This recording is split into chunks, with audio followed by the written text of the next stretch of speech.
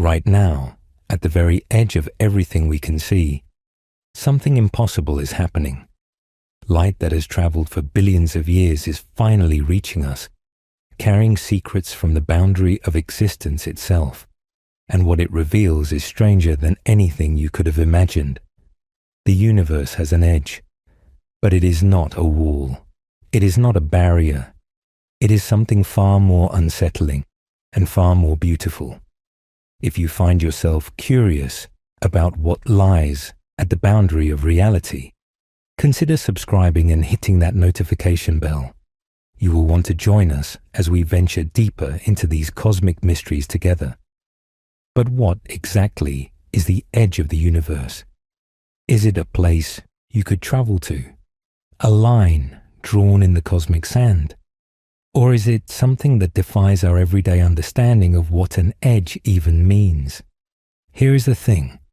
The edge of the universe is not like the edge of a table or the shore of an ocean. You cannot walk up to it. You cannot touch it. In fact, if you tried to travel toward it, something very strange would happen. It would move away from you, always, forever, no matter how fast you went. Let me explain what I mean by that. And trust me, by the end of this journey, your sense of the cosmos will never be quite the same. To understand the edge of the universe, we first need to understand what we mean by the universe itself. When scientists talk about the universe, they are usually talking about everything that exists. All matter, all energy, all of space and time, every star, every planet, every galaxy, every particle of light, and every stretch of emptiness between them. That is the universe. But here is where things get interesting. There is a difference between the universe and the observable universe. The observable universe is the part we can actually see. It is the part where light has had enough time to travel to us since the beginning of time. Think of it like this. Imagine you are standing in the middle of a vast dark forest at night. You have a lantern, and you can only see as far as the light reaches. Beyond that circle of light, there might be more forest, probably is, but you cannot see it. You only know about the trees within your circle of visibility. The observable universe is our circle of visibility in the cosmos, and it has a definite size, about 93 billion light-years across. Now that number might seem strange.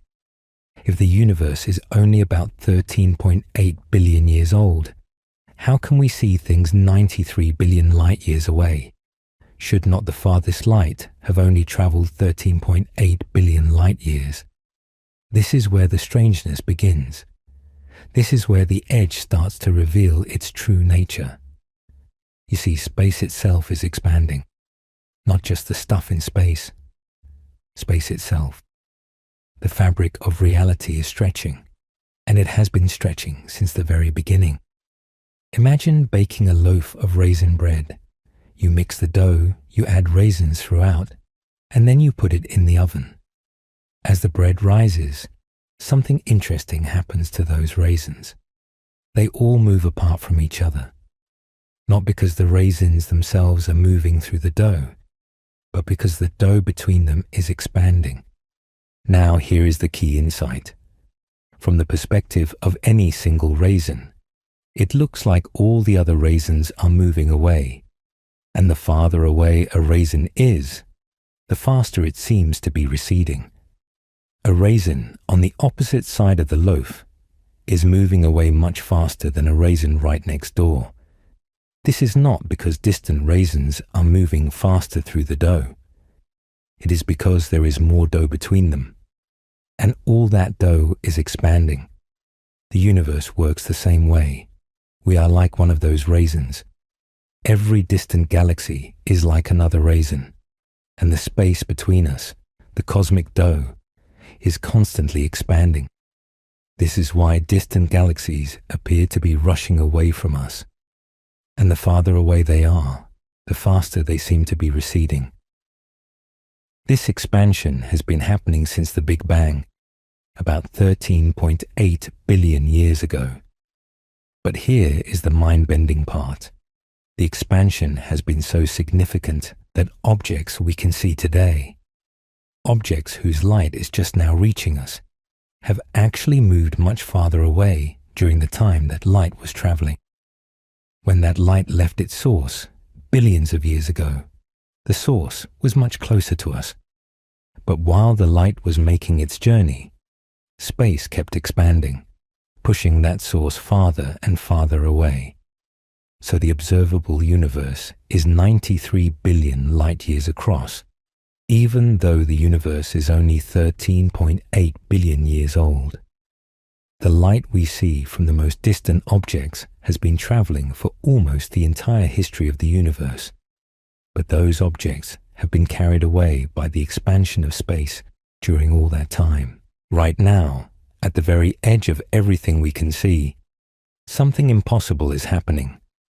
Light that has traveled for billions of years is finally reaching us, carrying secrets from the boundary of existence itself.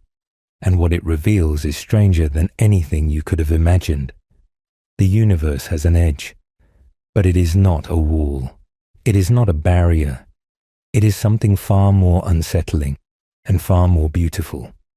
If you find yourself curious about what lies at the boundary of reality, consider subscribing and hitting that notification bell. You will want to join us as we venture deeper into these cosmic mysteries together. But what exactly is the edge of the universe? Is it a place you could travel to? A line drawn in the cosmic sand? Or is it something that defies our everyday understanding of what an edge even means? Here is the thing.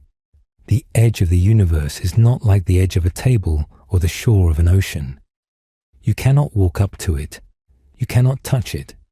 In fact, if you tried to travel toward it, something very strange would happen.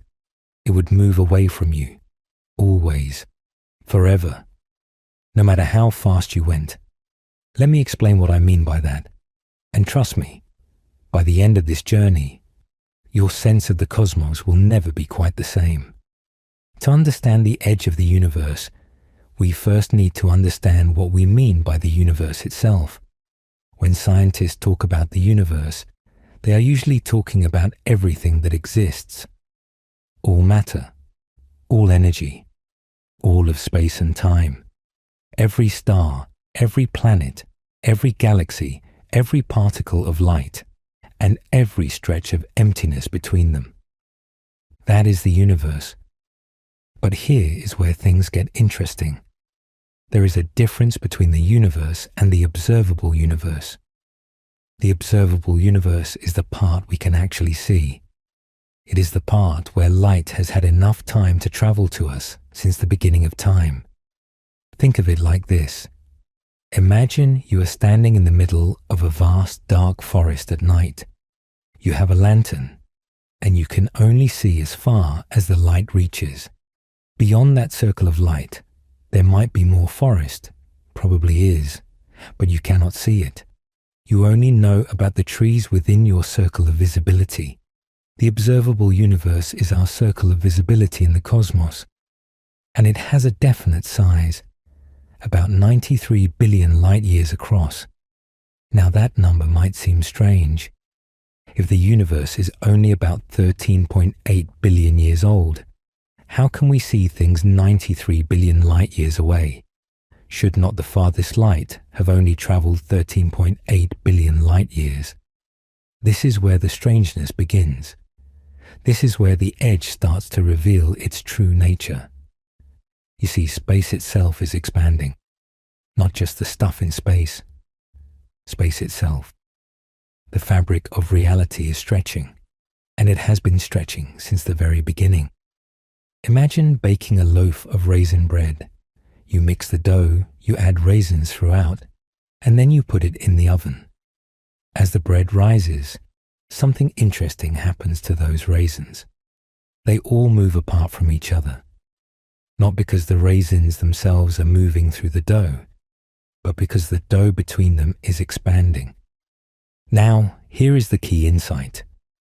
From the perspective of any single raisin, it looks like all the other raisins are moving away, and the farther away a raisin is, the faster it seems to be receding. A raisin on the opposite side of the loaf is moving away much faster than a raisin right next door. This is not because distant raisins are moving faster through the dough. It is because there is more dough between them, and all that dough is expanding. The universe works the same way. We are like one of those raisins. Every distant galaxy is like another raisin, and the space between us, the cosmic dough, is constantly expanding. This is why distant galaxies appear to be rushing away from us, and the farther away they are, the faster they seem to be receding. This expansion has been happening since the Big Bang, about 13.8 billion years ago. But here is the mind-bending part. The expansion has been so significant that objects we can see today, objects whose light is just now reaching us, have actually moved much farther away during the time that light was traveling. When that light left its source billions of years ago, the source was much closer to us. But while the light was making its journey, space kept expanding, pushing that source farther and farther away. So the observable universe is 93 billion light-years across, even though the universe is only 13.8 billion years old. The light we see from the most distant objects has been traveling for almost the entire history of the universe, but those objects have been carried away by the expansion of space during all that time. This creates our cosmic horizon, the edge of the observable universe. It is not a physical barrier, it is the limit of visibility. Beyond this horizon, there is almost certainly more universe, more galaxies, more stars, more worlds. But their light has not had time to reach us yet. They are beyond our circle of lantern light in the cosmic forest. But wait, it gets stranger. Some of those distant objects are so far away, and the space between us is expanding so fast that their light will never reach us, ever. Think about that for a moment.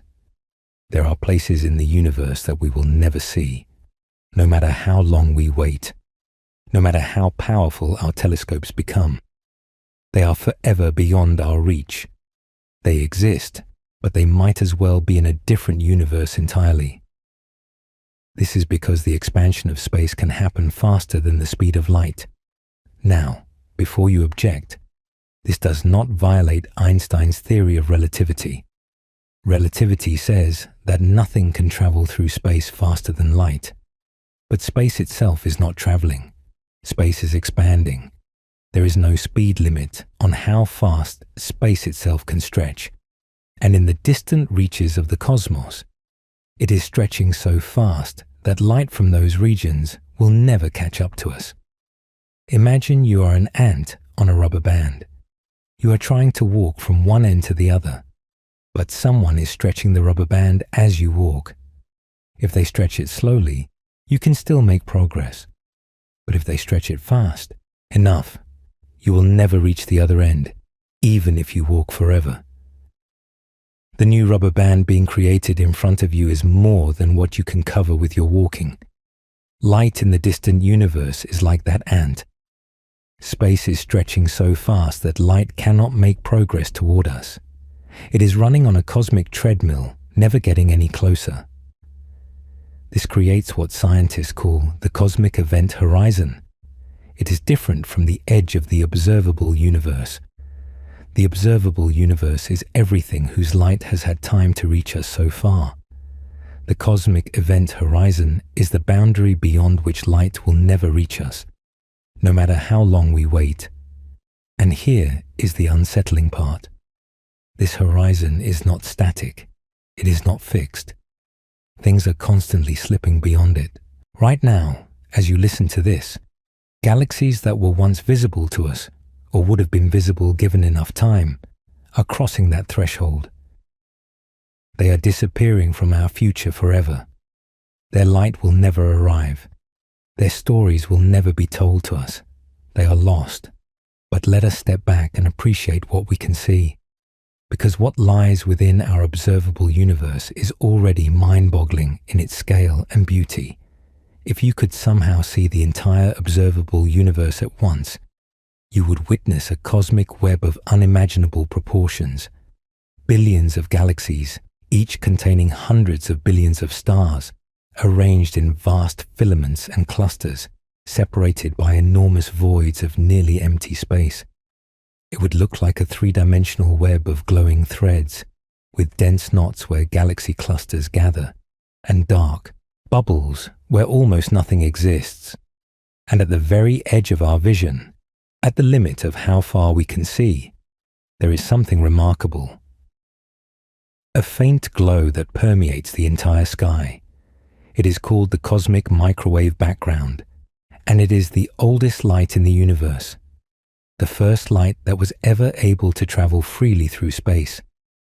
To understand this ancient glow, we need to go back to the very beginning, back before there were stars or galaxies, back before there were even atoms as we know them. In the first moments after the Big Bang, the universe was unimaginably hot and dense. It was a seething soup of particles and radiation, so hot that atoms could not form. Electrons were too energetic to be captured by protons.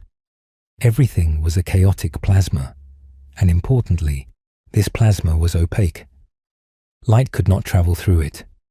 Photons would only get so far before colliding with a free electron and scattering in a different direction. The universe was like a thick fog, and light was trapped within it. But the universe was expanding, and as it expanded, it cooled.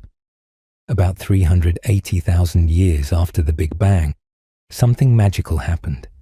The universe cooled enough for electrons to finally be captured by protons, forming the first atoms, mostly hydrogen and helium. And when this happened, the fog cleared. Suddenly, light could travel freely. The universe became transparent. The light that was released at that moment, the first light to travel unimpeded through the cosmos, has been traveling ever since. For 13.8 billion years, those photons have been journeying through an ever-expanding universe. And now, ancient and stretched by the expansion of space, they reach our telescopes as a faint microwave glow. This is the cosmic microwave background. It is like a baby picture of the universe. A snapshot of what things looked like when the cosmos was only 380,000 years old. When you look at a map of this radiation, you are looking at the oldest thing it is possible to see. You are looking at the edge of visibility in time, not just in space. And what does this ancient light tell us? It tells us that the early universe was remarkably uniform, almost the same temperature everywhere. But not quite. There are tiny variations, fluctuations of only about 1 part in 100,000. These minuscule differences are the seeds of everything that exists today. Though slightly denser, regions had slightly more gravitational pull. Over billions of years, they attracted more matter, grew larger, and eventually collapsed into the first stars and galaxies. Every star you see in the night sky, every galaxy in our telescopes, every planet and moon and asteroid, all of it traces back to those tiny ripples in the cosmic microwave background. Those faint variations at the edge of time are the ancestors of all structure in the universe. But here is something profound to consider. The cosmic microwave background is not the edge of the universe. It is the edge of what we can see. Beyond it, there is more universe. There was universe before that light was released, but we cannot see that far back. The fog is too thick. The wall of light is too bright. Everything before that moment is hidden from us. This brings us to one of the strangest aspects of the universe's edge. The edge is different depending on how you measure it. There is the edge of the observable universe. The most distant objects we can see, whose light has been traveling for almost 13.8 billion years. There is the cosmic microwave background, which represents the farthest back in time we can see using light. There is the cosmic event horizon, beyond which light will never reach us. And there is the actual edge of the universe, if such a thing even exists. Let us talk about that last one. Does the universe have an actual edge? A boundary where space simply ends? Most scientists believe the answer is no. The universe is probably either infinite or it curves back on itself. Let me explain both possibilities. First, the infinite universe. In this scenario, space just goes on forever in all directions. There is no edge because there is no end. No matter how far you travel, there is always more space ahead. The observable universe is just a tiny bubble within an infinite expanse. Beyond our horizon, there are more galaxies, more stars, more worlds, stretching out forever. This is actually the simplest possibility, mathematically speaking. The equations of general relativity work perfectly well with an infinite universe. And when we measure the shape of space, it appears to be flat, not curved. A flat universe is consistent with infinity, though it does not prove it. But there is another possibility. The universe might be finite but unbounded. This sounds like a contradiction, but it is not. Think of the surface of the Earth. The surface is finite. It has a definite area, but it has no edge. You can walk in any direction and never reach a boundary. You would just eventually come back to where you started. The universe might be like that, but in 3 dimensions instead of 2. Space might curve back on itself in a way that our 3-dimensional minds have trouble picturing. If you traveled far enough in a straight line, you might eventually return to your starting point. There would be no edge, but the universe would still be finite. We do not know which of these is true. The universe might be infinite. It might be finite but unbounded. Or there might be some other possibility we have not thought of. What we do know is that if the universe has an edge, a true boundary where space ends, we have found no evidence of it. And the idea raises troubling questions.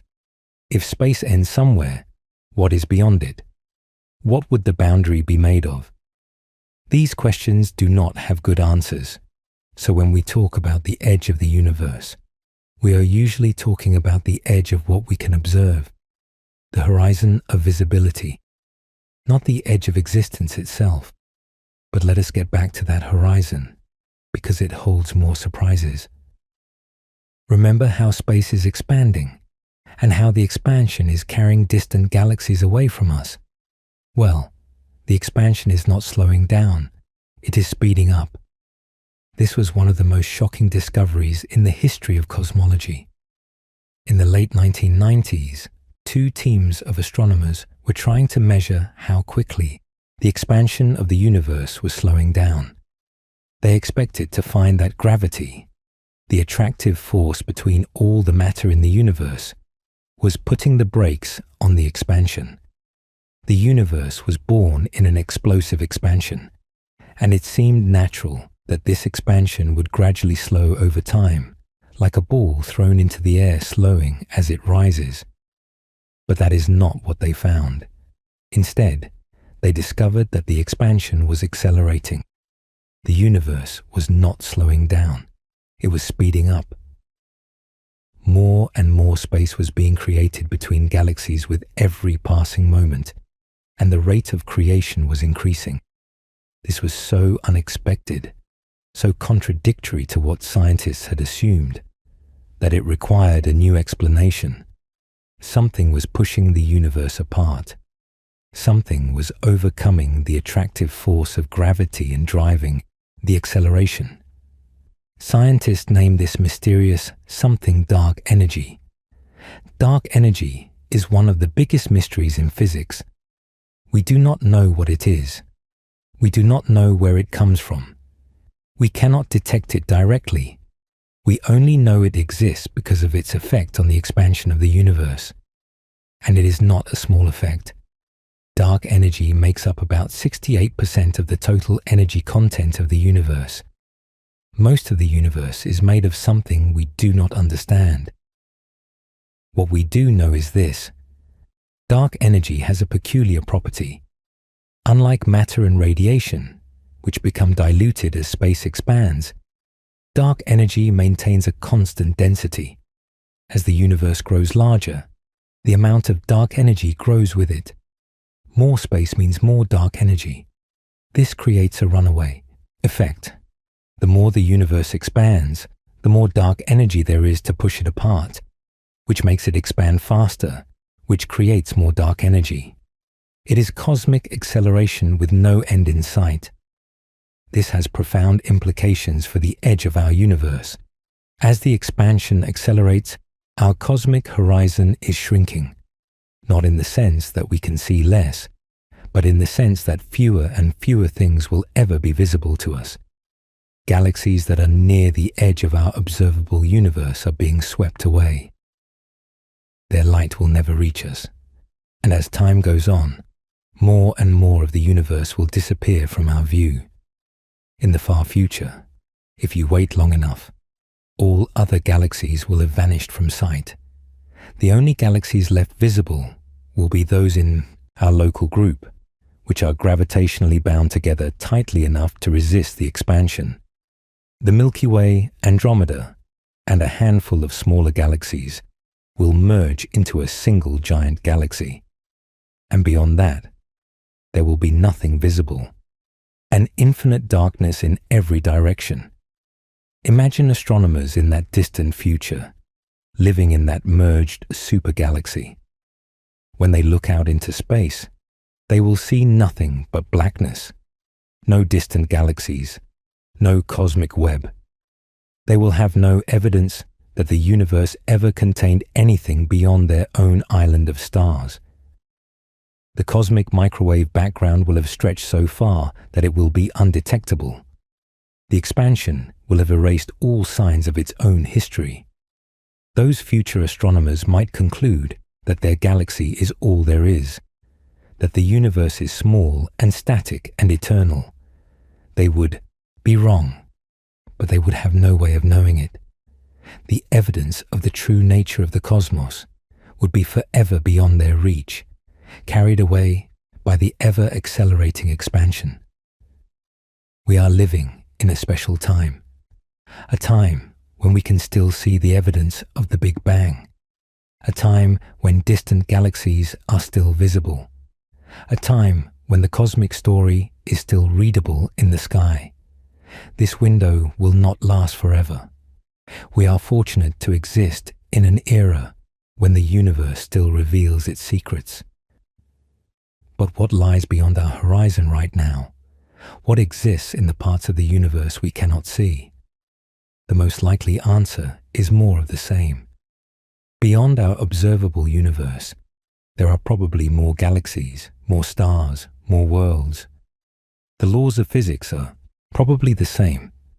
The composition of matter is probably the same. It would be surprising if we lived in some special region where things were different. The principle of mediocrity suggests that our view is typical. What we see is representative of what exists everywhere. But we cannot be certain of this. Some theories suggest that the universe might be different in regions far beyond our horizon. Perhaps the laws of physics themselves could vary from place to place. Perhaps there are regions where matter behaves differently, where different particles exist, where the fundamental constants have different values. We have no way of knowing. And then there is an even stranger possibility, the multiverse. Some versions of cosmological theory suggest that our universe might be just one of many. Perhaps an infinite number of universes, each with its own properties, each with its own history, each separated from the others by more than just space. In this picture, what we call the universe is just one bubble in an endless foam of universes. Our observable horizon is not just the limit of our sight within our universe. It is also the boundary of our entire universe within a larger multiverse.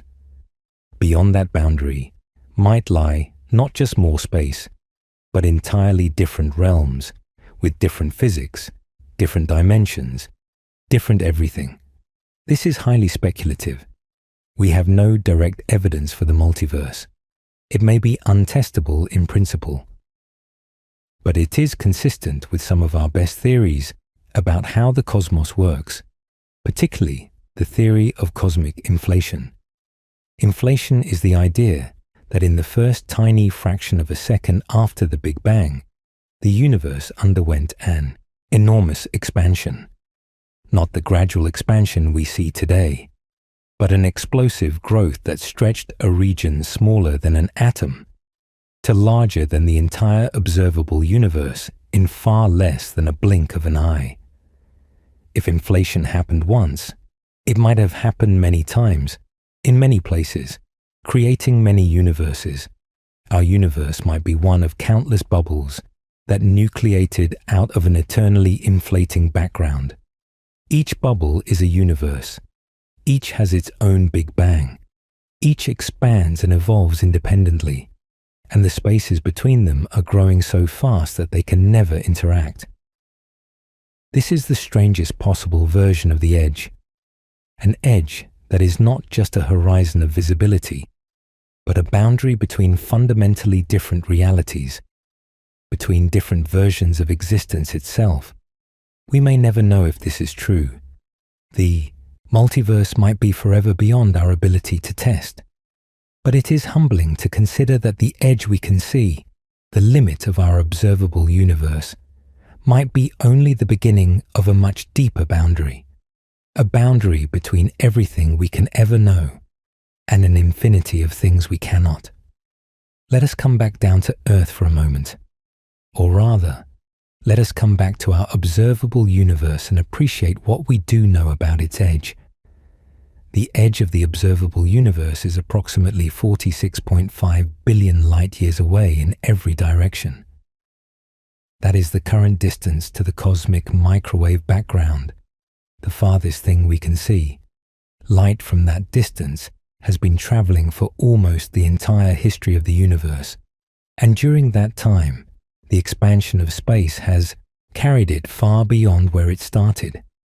At this edge, we are seeing the universe as it was about 380,000 years after the Big Bang. Before that, the universe was opaque. We cannot see further back in time using light, but we can see the conditions that existed at that boundary. We can see the tiny fluctuations in temperature that would become the seeds of galaxies. We can see the uniform glow of a young cosmos just beginning its journey. Beyond the cosmic microwave background, there is more universe. The universe did not begin at the surface of last scattering. There was universe before that moment. There was the hot plasma era before atoms formed. There was the era of nucleosynthesis, when protons and neutrons fused into the first atomic nuclei. There was the electroweak era and the quark era, and moments of physics we barely understand. All of this happened before the cosmic microwave background, and all of it is hidden from us. But we can infer what happened during those early times. We can use the laws of physics to work backwards. We can use particle accelerators to recreate some of those conditions on tiny scales. We can piece together the story of the early universe from the clues left behind. The edge of visibility is not the edge of knowledge, and there is another kind of edge we have not discussed yet, the edge in time. The universe had a beginning. About 13.8 billion years ago, everything we see today was compressed into an incredibly hot, dense state. This was the Big Bang.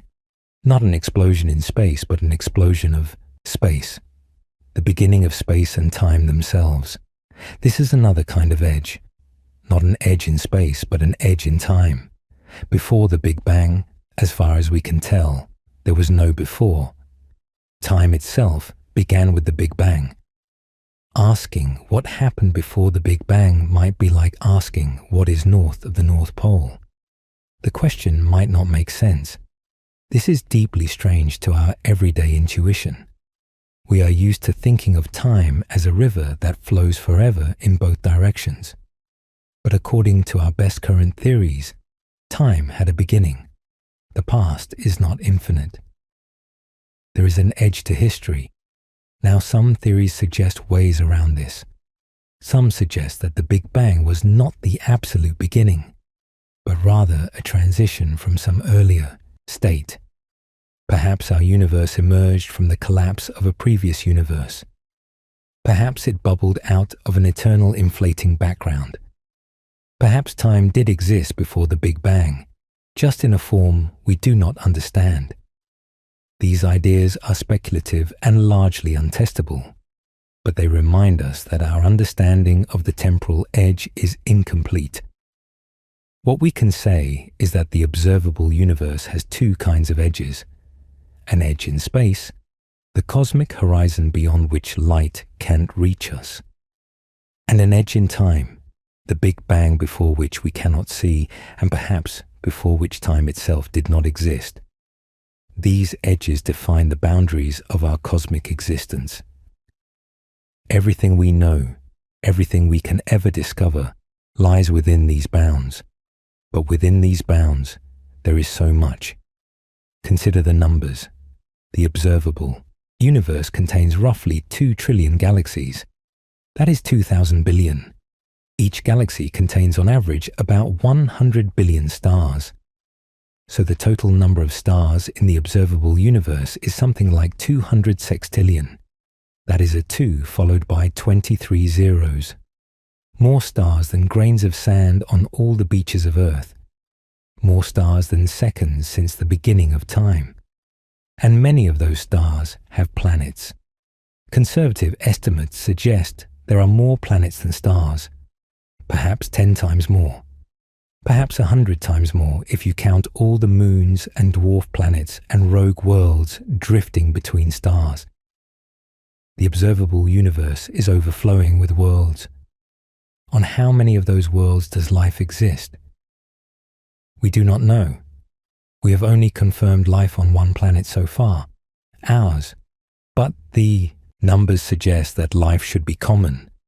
With so many worlds, so many chances, it seems unlikely that we are alone. Yet we have found no definitive evidence of life elsewhere. This is the great question that looms over everything. Are we alone in this vast cosmos? Is life common or rare? Are there other minds out there looking at their own night sky, wondering about their own cosmic edge? If there are, they are seeing the same edge we are. The same cosmic microwave background, the same horizon of visibility. From their perspective, they are at the center of their own observable universe, just as we are at the center of ours. And the strange thing is, both perspectives are correct. There is no center of the universe. Every point is the center of its own observable sphere. This is one of the most counterintuitive aspects of cosmology. We are at the center of the observable universe, but so is everyone else. The astronomer on a planet in a distant galaxy is also at the center of their observable universe. Their horizon is different from ours. They can see things we cannot see, and we can see things they cannot see. But both of us are equally central. The universe has no preferred location, no special point, no absolute center. This principle, the cosmological principle, says that the universe is homogeneous and isotropic on large scales. Homogeneous means the same everywhere. Isotropic means the same in all directions. No matter where you are or which way you look, the universe appears roughly the same. This is not true on small scales, of course. Your living room is different from deep space, but on scales of hundreds of millions of light years, the universe smooths out into a uniform distribution. This uniformity is itself remarkable and somewhat mysterious. Why should the universe be so smooth? The cosmic microwave background, that ancient light from the edge of visibility, shows that the early universe was even smoother.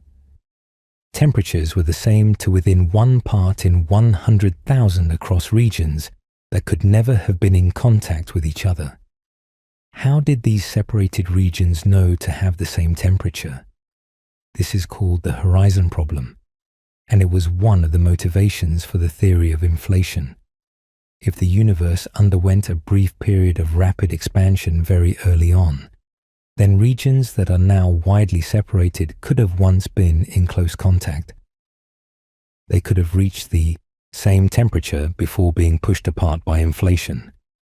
This solves the horizon problem and explains the remarkable uniformity we observe.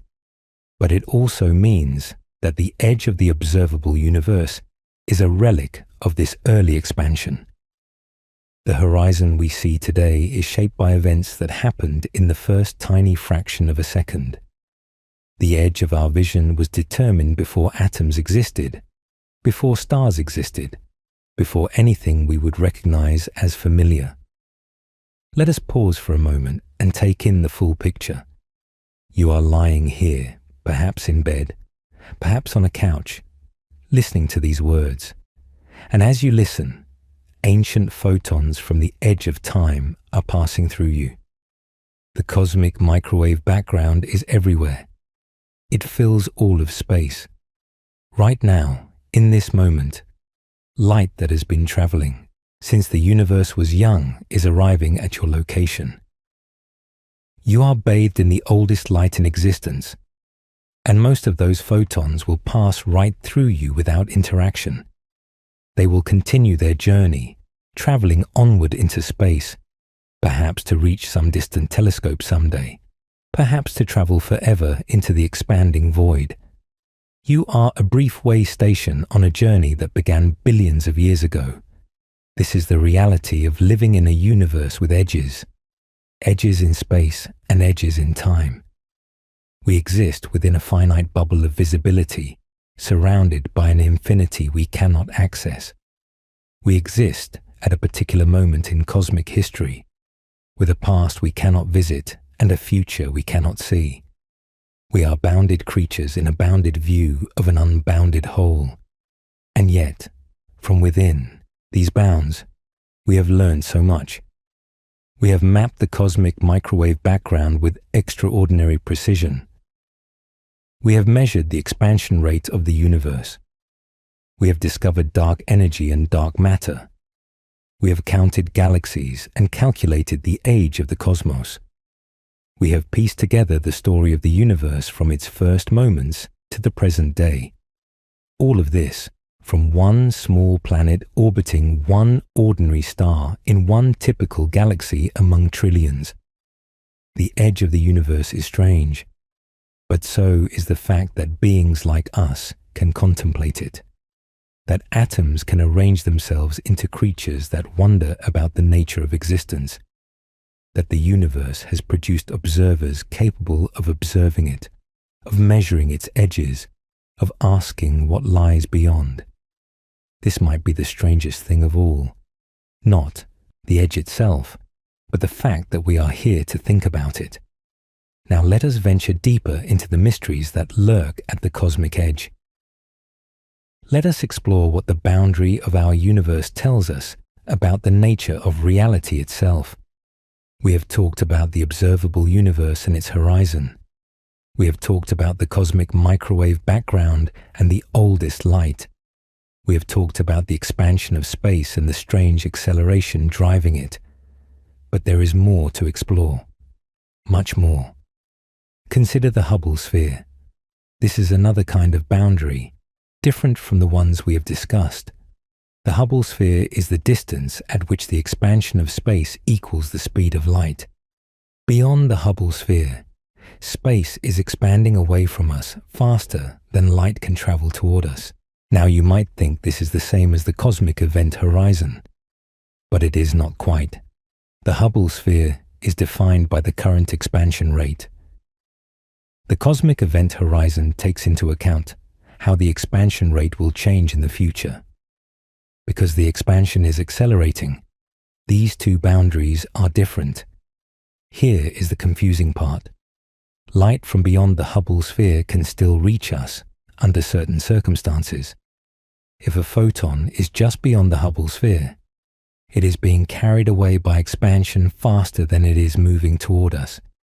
But if the expansion rate decreases in the future, even slightly, the photon might eventually make it. The expansion could slow down enough that the photon starts making progress, eventually overcoming the recession and reaching our telescopes. This has actually happened. Some of the most distant objects we have observed are beyond the current Hubble sphere. Their light was emitted when they were even farther beyond it. But as the universe evolved and the expansion rate changed, those photons were able to make it to us. They crossed the Hubble boundary and arrived at Earth billions of years after they were emitted. However, the cosmic event horizon is different. It takes into account the full future of expansion. With dark energy causing acceleration, objects beyond the cosmic event horizon will never reach us, no matter how long we wait. The expansion will never slow down enough. Those photons are lost forever. This creates a strange situation. Some objects that are currently beyond the Hubble sphere might still be visible to us in the future if their photons were emitted long ago. But objects that are currently beyond the cosmic event horizon will never be visible, even though they might be closer than some things we can already see. The geometry of an expanding universe is not intuitive. Let me give you another way to think about this. Imagine space as an infinite conveyor belt moving away from you. Light is like a person walking on the conveyor belt toward you. If the belt is moving slowly, the person can walk faster than the belt and eventually reach you. If the belt speeds up, the person might still reach you if they got a head start.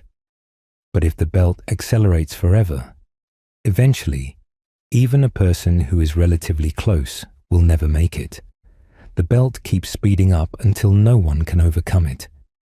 The cosmic event horizon is where the belt is moving so fast and will continue to accelerate so much that nothing beyond it will ever reach you. It is the point of no return for light itself. And this horizon is shrinking, or rather, the amount of the universe that will ever be visible to us is shrinking.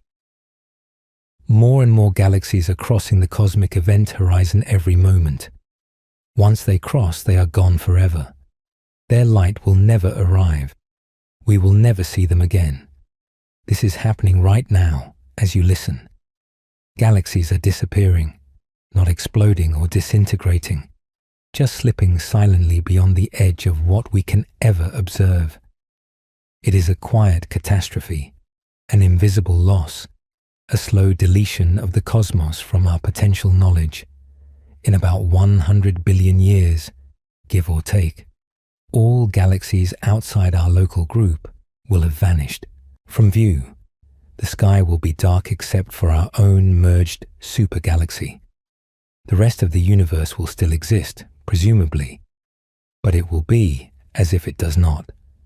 No light, no information, no connection, a universe of one. This is one of the more melancholy implications of an accelerating expansion. The cosmos is not just big, it is also lonely, and it is getting lonelier. But let us not dwell too long in cosmic melancholy. There is wonder to be found in the edge as well. Let us talk about what we have learned from studying the boundary of the observable universe. The cosmic microwave background, that ancient glow from the edge of time, has been one of the most important tools in cosmology. By studying it in exquisite detail, we have learned profound truths about the nature of reality. First, we learned that the universe is flat. When we say flat, we do not mean two-dimensional. We mean that the geometry of space is Euclidean. Parallel lines remain parallel forever. The angles of a triangle add up to exactly 180 degrees. Space is not curved like the surface of a sphere or a saddle. It is flat like an infinite plane. This flatness has implications. A flat universe is consistent with being infinite in extent. It also requires a very precise balance between the density of the universe and the expansion rate.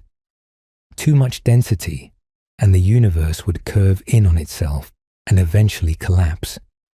Too little, and it would curve outward and expand forever without ever forming structures like galaxies.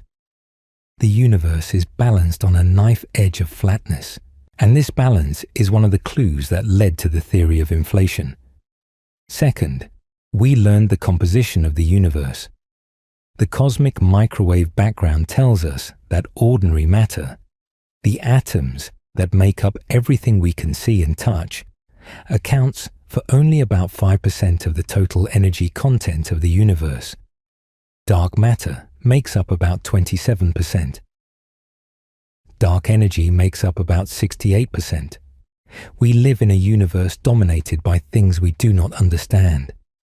Dark matter is invisible. It does not emit light or interact with light. We know it exists because of its gravitational effects. It holds galaxies together and shapes the large-scale structure of the cosmos. Without dark matter, galaxies would fly apart. Stars would not form. We would not exist. And yet we have never detected a dark matter particle directly. We do not know what it is made of. Dark energy is even more mysterious. It is not a substance in the usual sense.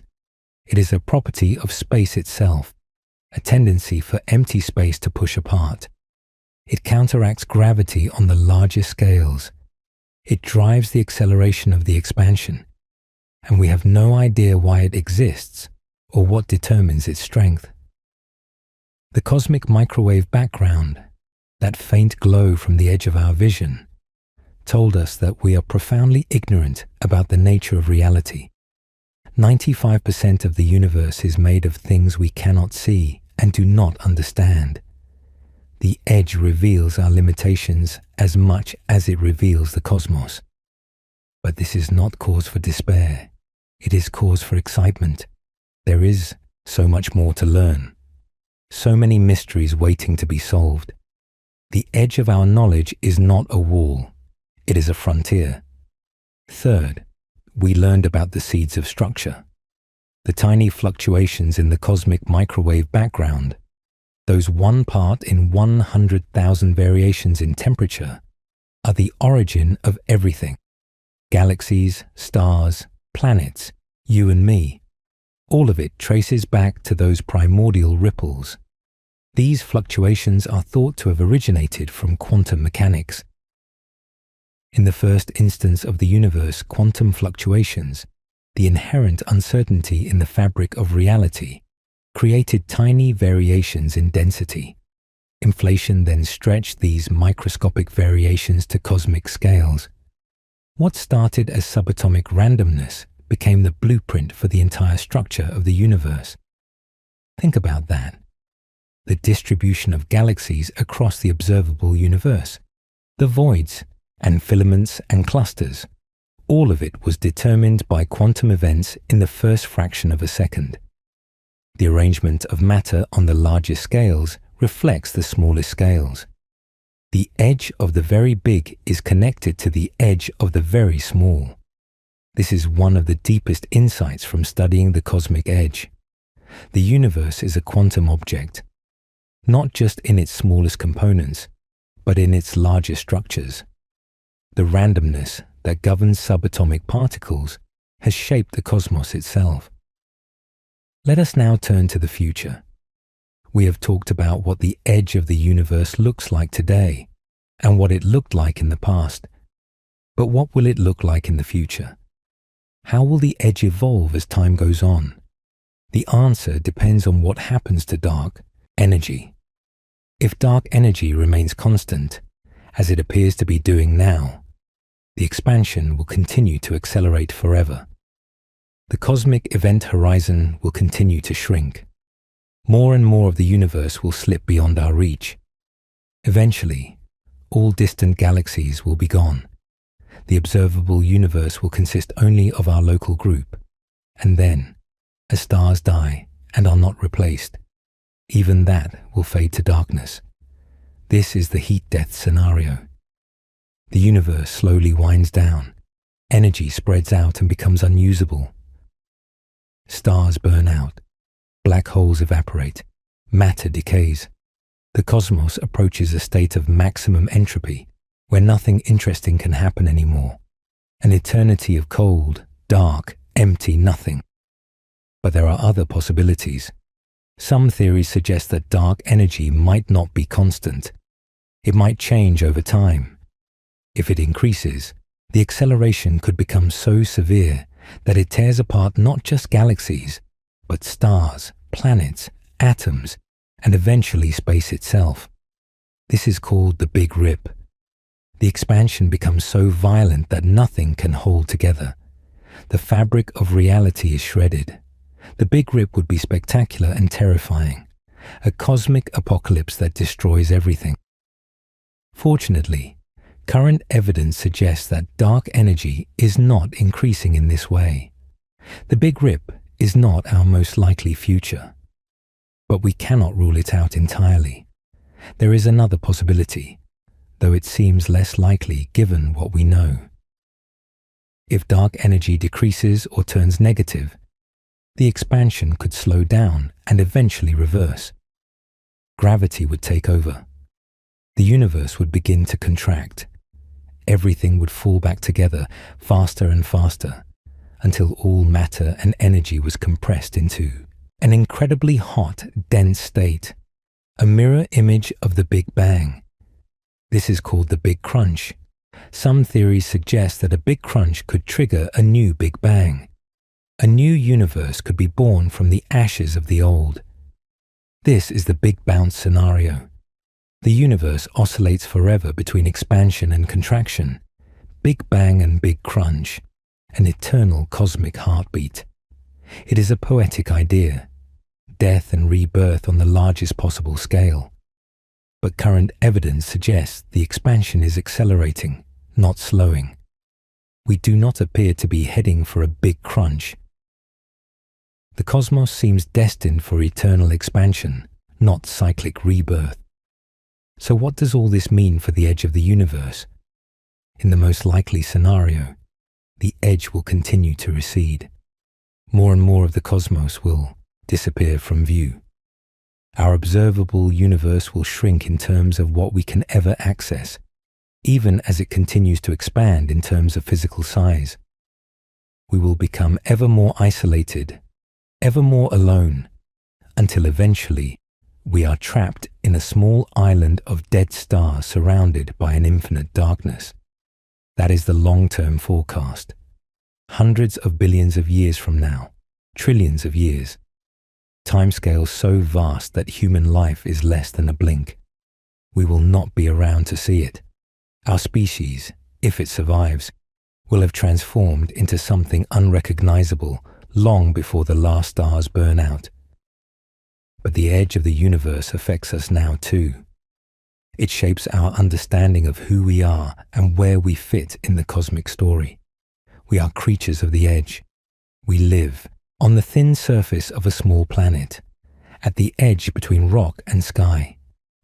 We exist at a particular moment in cosmic history, at the edge between the fiery birth of the universe and its cold, dark death. We see out to the edge of the observable cosmos, the boundary between what we can know and what we cannot. Edges define us, boundaries shape us. The limits of the universe are also the limits of our possible experience. And yet, within those limits, we have found so much. Beauty and complexity and wonder, love and art and science, the ability to ask questions and seek answers. The capacity to imagine what lies beyond even what we can ever see. The universe may be stranger than we can imagine, but we can still imagine. And in that imagination, we touch something beyond the edge. Let us continue our exploration. There are still more wonders waiting at the boundary of everything. We have discussed the large-scale structure of the universe, the cosmic web of galaxies and voids.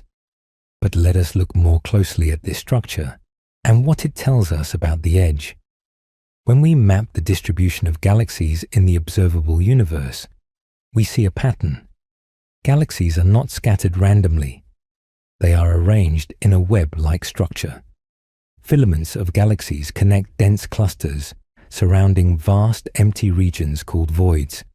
It looks like soap bubbles, or the neural network of a brain, or the veins in a leaf. This cosmic web is the largest structure in the universe. The filaments can stretch for hundreds of millions of light years. The voids can be equally vast. Some voids are so empty that they contain almost nothing. A few stray galaxies drifting through an ocean of emptiness. These are the loneliest places in the universe. At the intersections of filaments, where multiple strands come together, we find galaxy clusters. These are the densest regions of the cosmic web. Thousands of galaxies bound together by gravity, embedded in enormous halos of dark matter. Galaxy clusters are the most massive gravitationally bound objects in existence. The cosmic web formed over billions of years, shaped by gravity acting on those initial fluctuations in the cosmic microwave background. The slightly denser regions attracted more matter, grew larger, and collapsed into filaments and clusters. The slightly less dense regions became voids, growing emptier as matter flowed away toward the denser areas. It is structure formation in action, written across the sky. When we look at the edge of the observable universe, we are looking at this web as it existed billions of years ago. Light from the most distant galaxies shows us the early cosmos, when the web was just beginning to form. We can see the infant structures that would grow into the massive filaments and clusters of today. This is one of the remarkable aspects of looking into space. We see not just across distance, but back through time. The farther we look, the younger the universe appears. At the edge of the observable universe, we see the universe as a child. The cosmic microwave background shows us the universe as an infant. The light tells us a story of growth and change. But there is a puzzle here. The universe looks roughly the same in all directions. The cosmic web, on large scales, is isotropic. There is no preferred direction, no special region. This is what we expect from the cosmological principle. But why? How did regions that have never been in contact, that are on opposite sides of our observable universe, end up looking so similar? This is the horizon problem again. And again, inflation provides a potential answer. Before inflation, all the regions that would become our observable universe were in close contact. They reached a uniform state through normal physical processes. Then inflation stretched them apart, carrying them beyond the horizon of causal contact, but preserving their similarity. The uniformity we see at the edge is a relic of contact that happened before the universe became so vast. Inflation makes predictions that we can test. It predicts certain patterns in the cosmic microwave background. It predicts the spectrum of those primordial fluctuations. And so far, the predictions match the observations remarkably well. This gives us confidence that something like inflation really happened. The edge of the observable universe carries signatures of events that occurred when the universe was far smaller than an atom. Let us talk about another aspect of the edge. The edge is not fixed. It is growing. Every second, light from more distant objects reaches us for the first time. Photons that have been traveling since the early universe finally arrive at our telescopes. The edge of the observable universe is constantly expanding, as light from farther away completes its journey. But remember, this expansion of the visible edge is fighting against the expansion of space itself. New objects are coming into view, but old objects are disappearing beyond the cosmic event horizon. In the current era, these two effects roughly balance. We can still see most of what we will ever see, but in the future, the cosmic event horizon will win. The accelerating expansion will overwhelm the steady inflow of ancient light.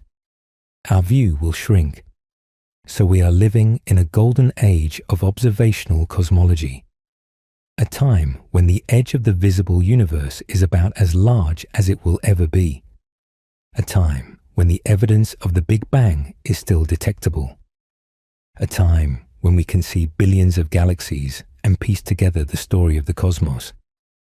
Future civilizations will not be so lucky. If intelligent beings arise billions of years from now, they will look out at a much smaller, much emptier sky. The cosmic microwave background will have faded to undetectability. The distant galaxies will be gone. The evidence of the true nature and history of the universe will be erased. We are cosmologically privileged, not because we are at a special place in space, but because we are at a special place in time. The universe has given us a window, and that window will eventually close. This realization brings a certain urgency to our scientific endeavors. We should learn as much as we can while we can. We should map the cosmos in detail. We should measure the cosmic microwave background with ever greater precision. We should count galaxies and measure their distances and understand their properties. The information is available now. It will not always be. Future generations may inherit only the data we collect. The observations we make today could be the only record of the true universe that survives into the distant future. We are the witnesses of a cosmic era that will never come again. Let us shift our attention to some of the specific objects at the edge of our vision. What have our telescopes revealed about the most distant reaches of the observable universe? The farthest galaxies we have observed are seen as they were about 400 million years after the Big Bang. This was during what is called the cosmic dawn, the era when the first stars and galaxies were forming. The universe was transitioning from darkness to light. Before the first stars, the universe was dark. The cosmic microwave background had been emitted, but there were no stars to shine. The cosmos was filled with hydrogen and helium gas, slowly falling together under the pull of gravity, but not yet condensed into luminous structures. This was the cosmic dark ages. Then, about 100 to 200 million years after the Big Bang, the first stars ignited. These primordial stars were different from stars today. They formed from pure hydrogen and helium, with no heavier elements. They were probably very massive and very hot, shining with intense ultraviolet light. They did not last long. They burned through their fuel quickly and exploded as supernovae, seeding the universe with the first heavy elements. These first-generation stars also began to ionize the surrounding gas. Their ultraviolet radiation stripped electrons from hydrogen atoms, creating bubbles of ionized gas around each star. As more stars formed, these bubbles grew and merged. Eventually, the entire universe became ionized. This process is called reionization, and it marks the end of the Dark Ages and the beginning of the era of galaxies. The most distant galaxies we have found are from this era. They are faint, small, and irregular, just beginning to form.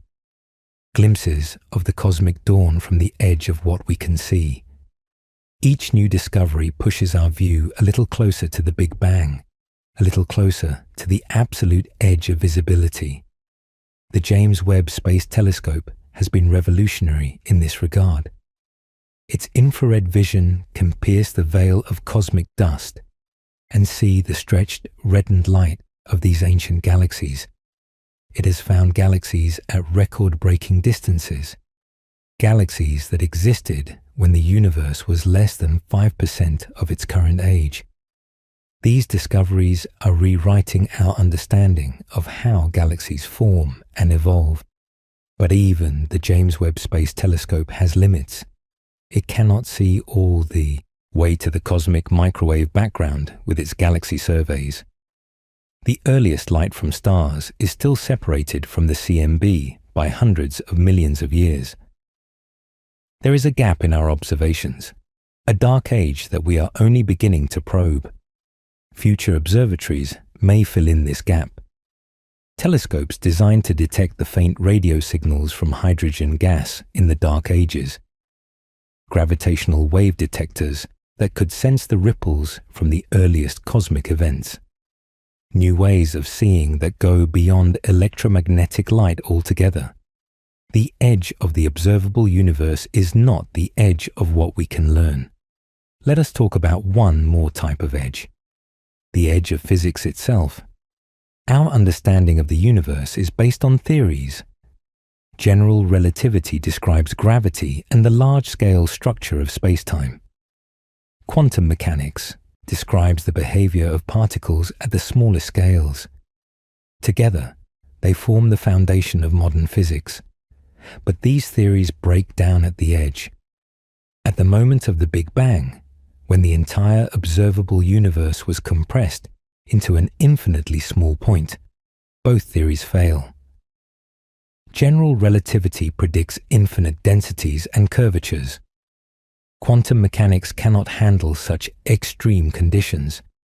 We need a new theory, a quantum theory of gravity, to understand what happened at the very beginning. We do not have such a theory yet. String theory and loop quantum gravity are candidates, but neither is complete or fully tested. The edge of the universe in time, the moment of the Big Bang, is also the edge of our physics. We do not know how to describe it. Similarly, at the edge of black holes, in the singularities, at their centers, our theories break down. The event horizon of a black hole is another kind of cosmic edge, a boundary beyond which nothing can return. What happens inside a black hole? What is the nature of the singularity? These questions remain unanswered because our theories cannot penetrate to those extremes. The edge of the universe teaches us humility. It shows us the limits of our knowledge. It reminds us that there is more to reality than what we currently understand. The strangeness at the boundary is not just about distance or time. It is about the boundaries of human comprehension itself. And yet, we keep pushing. We build better telescopes. We develop new theories. We test ideas against observations. We expand the edge of what we know, even as the cosmic edge reminds us how much remains unknown. This is the human story. A species that evolved on one small planet, looked up at the sky, and dared to ask what lies at the edge of everything. A species that built instruments to see billions of light years into space and billions of years into the past. A species that uncovered the cosmic microwave background, discovered dark energy, and mapped the large-scale structure of the universe. We are small. The universe is vast, but our minds can encompass it. Our thoughts can reach the edge. Our understanding can touch the boundaries of existence. That is not nothing. That is something remarkable. So as we continue this journey through the edge of the universe, remember that you are part of this story. You are made of atoms forged in stars. You are a way for the universe to know itself. You are contemplating the edge of everything. And in doing so, you are participating in one of the most profound activities that matter and energy have ever engaged in. The universe is stranger than you can imagine, but you can still try to imagine it. And in that trying, you join a tradition that stretches back to the first humans who looked up at the stars and wondered what was out there. The tradition of questioning, the tradition of seeking, the tradition of pushing beyond the edges we know toward the edges we do not. Let us keep pushing. Now we turn to perhaps the most mind-bending aspect of the cosmic edge. What actually happens at the boundary of the observable universe? What would you experience if you could somehow travel there? First, let us be clear, you cannot travel to the edge of the observable universe. It is too far away and receding too fast. Even traveling at the speed of light, you would never reach it. The expansion of space would carry it away faster than you could approach. It is a horizon in the truest sense, always receding, never reachable.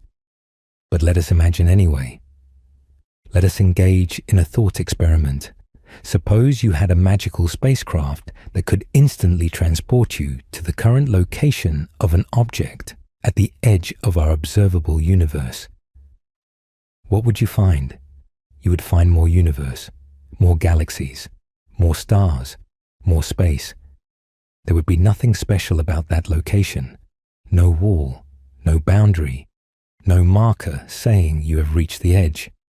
From your new vantage point, you would have your own observable universe, your own cosmic horizon. And Earth, your home, would now be near the edge of your view. Objects that were beyond your horizon before would now be visible. Objects that were visible before would now be beyond your horizon. The edge is relative. It depends on where you are. Everyone has their own cosmic horizon. Your edge is not my edge. And no edge is special. This is deeply counterintuitive. We are used to thinking of edges as absolute. The edge of a table is the edge of that table, period. But the edge of the observable universe is observer dependent. It exists only from a particular perspective. From a cosmic perspective, there is no edge at all, just an infinite, or at least very large expanse of space and matter and energy. Now let us think about what happens at the horizon itself. Not the location in space, but the boundary as seen from Earth. What is happening at that boundary?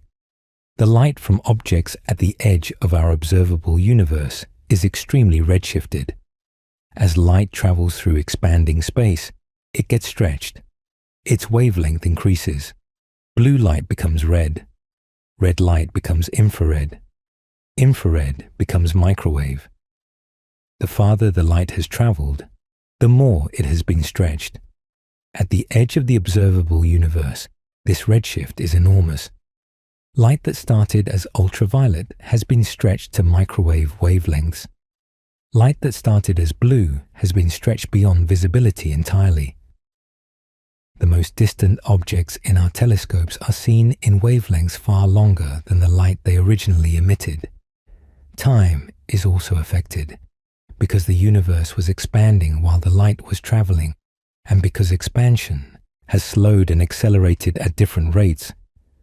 The relationship between distance and time is complex. When we look at a galaxy near the edge, we are seeing it as it was billions of years ago.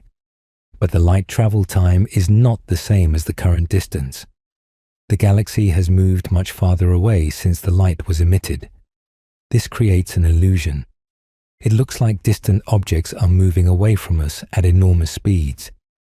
Some appear to be receding faster than light. But this is not actual motion through space. It is the expansion of space itself. The galaxy is not flying away. The space between us is growing. At the cosmic horizon, this recession velocity exceeds the speed of light. Objects beyond the cosmic event horizon are receding so fast that light from them will never reach us. But they are not moving through space faster than light. Relativity is not violated. Space is just expanding so rapidly that light cannot keep up. This is one of the most common misconceptions about the universe. People hear that distant galaxies are moving away faster than light, and think this violates Einstein. It does not. Nothing is moving through space faster than light. Space itself is expanding. There is no speed limit on the expansion of space. Let me try another analogy. Imagine an infinitely long rubber band stretched along a table. An ant is walking along the rubber band toward you. The ant can only walk at a certain maximum speed, like light can only travel at the speed of light. Now imagine you are stretching the rubber band while the ant walks.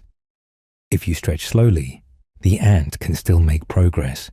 It might take longer to reach you, but it will eventually arrive. But if you stretch fast enough, the ant will never make progress. The new rubber band appearing between you and the ant will always be more than the ant can cover by walking.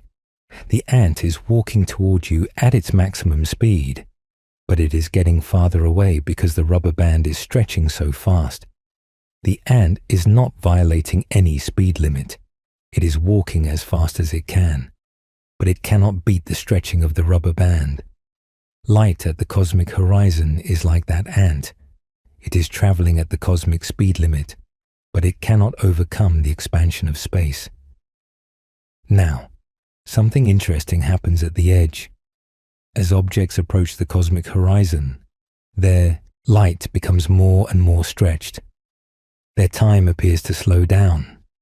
If you could watch an object falling toward the cosmic horizon, it would seem to slow to a standstill and freeze forever at the edge, never quite crossing, its light growing ever fainter and redder. This is reminiscent of what happens at the event horizon of a black hole. An object falling into a black hole, as seen from outside, appears to slow and freeze at the horizon, never quite crossing. The light grows redder and dimmer. The analogy is not perfect, but it is suggestive. Both are horizons beyond which information cannot reach us. Both are boundaries where strange things happen to light and time. But there is a key difference. The event horizon of a black hole is a true one-way boundary. If you fall into a black hole, you cannot get out. The cosmic event horizon is observer dependent. If you traveled to a galaxy near our cosmic horizon, from your new location, you would have a different horizon. Our galaxy might be near your horizon, but you would not be trapped. You would just have a different view. The cosmic horizon is not a physical barrier. It is a limit of causal contact, a boundary beyond which we cannot send signals and from which we cannot receive signals. But it is not the same for everyone. It is a perspective, not a place. Let us now consider what all this means for the question of whether we are alone in the universe. If there are other intelligent beings out there, at the edge of our observable universe, what are the implications? An alien civilization on a planet near the edge of our observable universe would be incredibly distant in time as well as space. We would be seeing their light from billions of years ago. By now, that civilization might have risen and fallen, evolved and transformed 1,000 times over. We would know nothing of their current state. We would see only their ancient past, and they would see only our ancient past. If they looked toward us, they would see the Milky Way as it was billions of years ago. Perhaps they would not see Earth at all. Perhaps our solar system did not exist yet when their light began its journey. We would be mutual observers of each other's prehistory. Communication would be impossible in any practical sense. Even if we sent a signal at the speed of light, it would take billions of years to arrive. And by the time it did, the expansion of the universe might have carried them beyond the cosmic event horizon.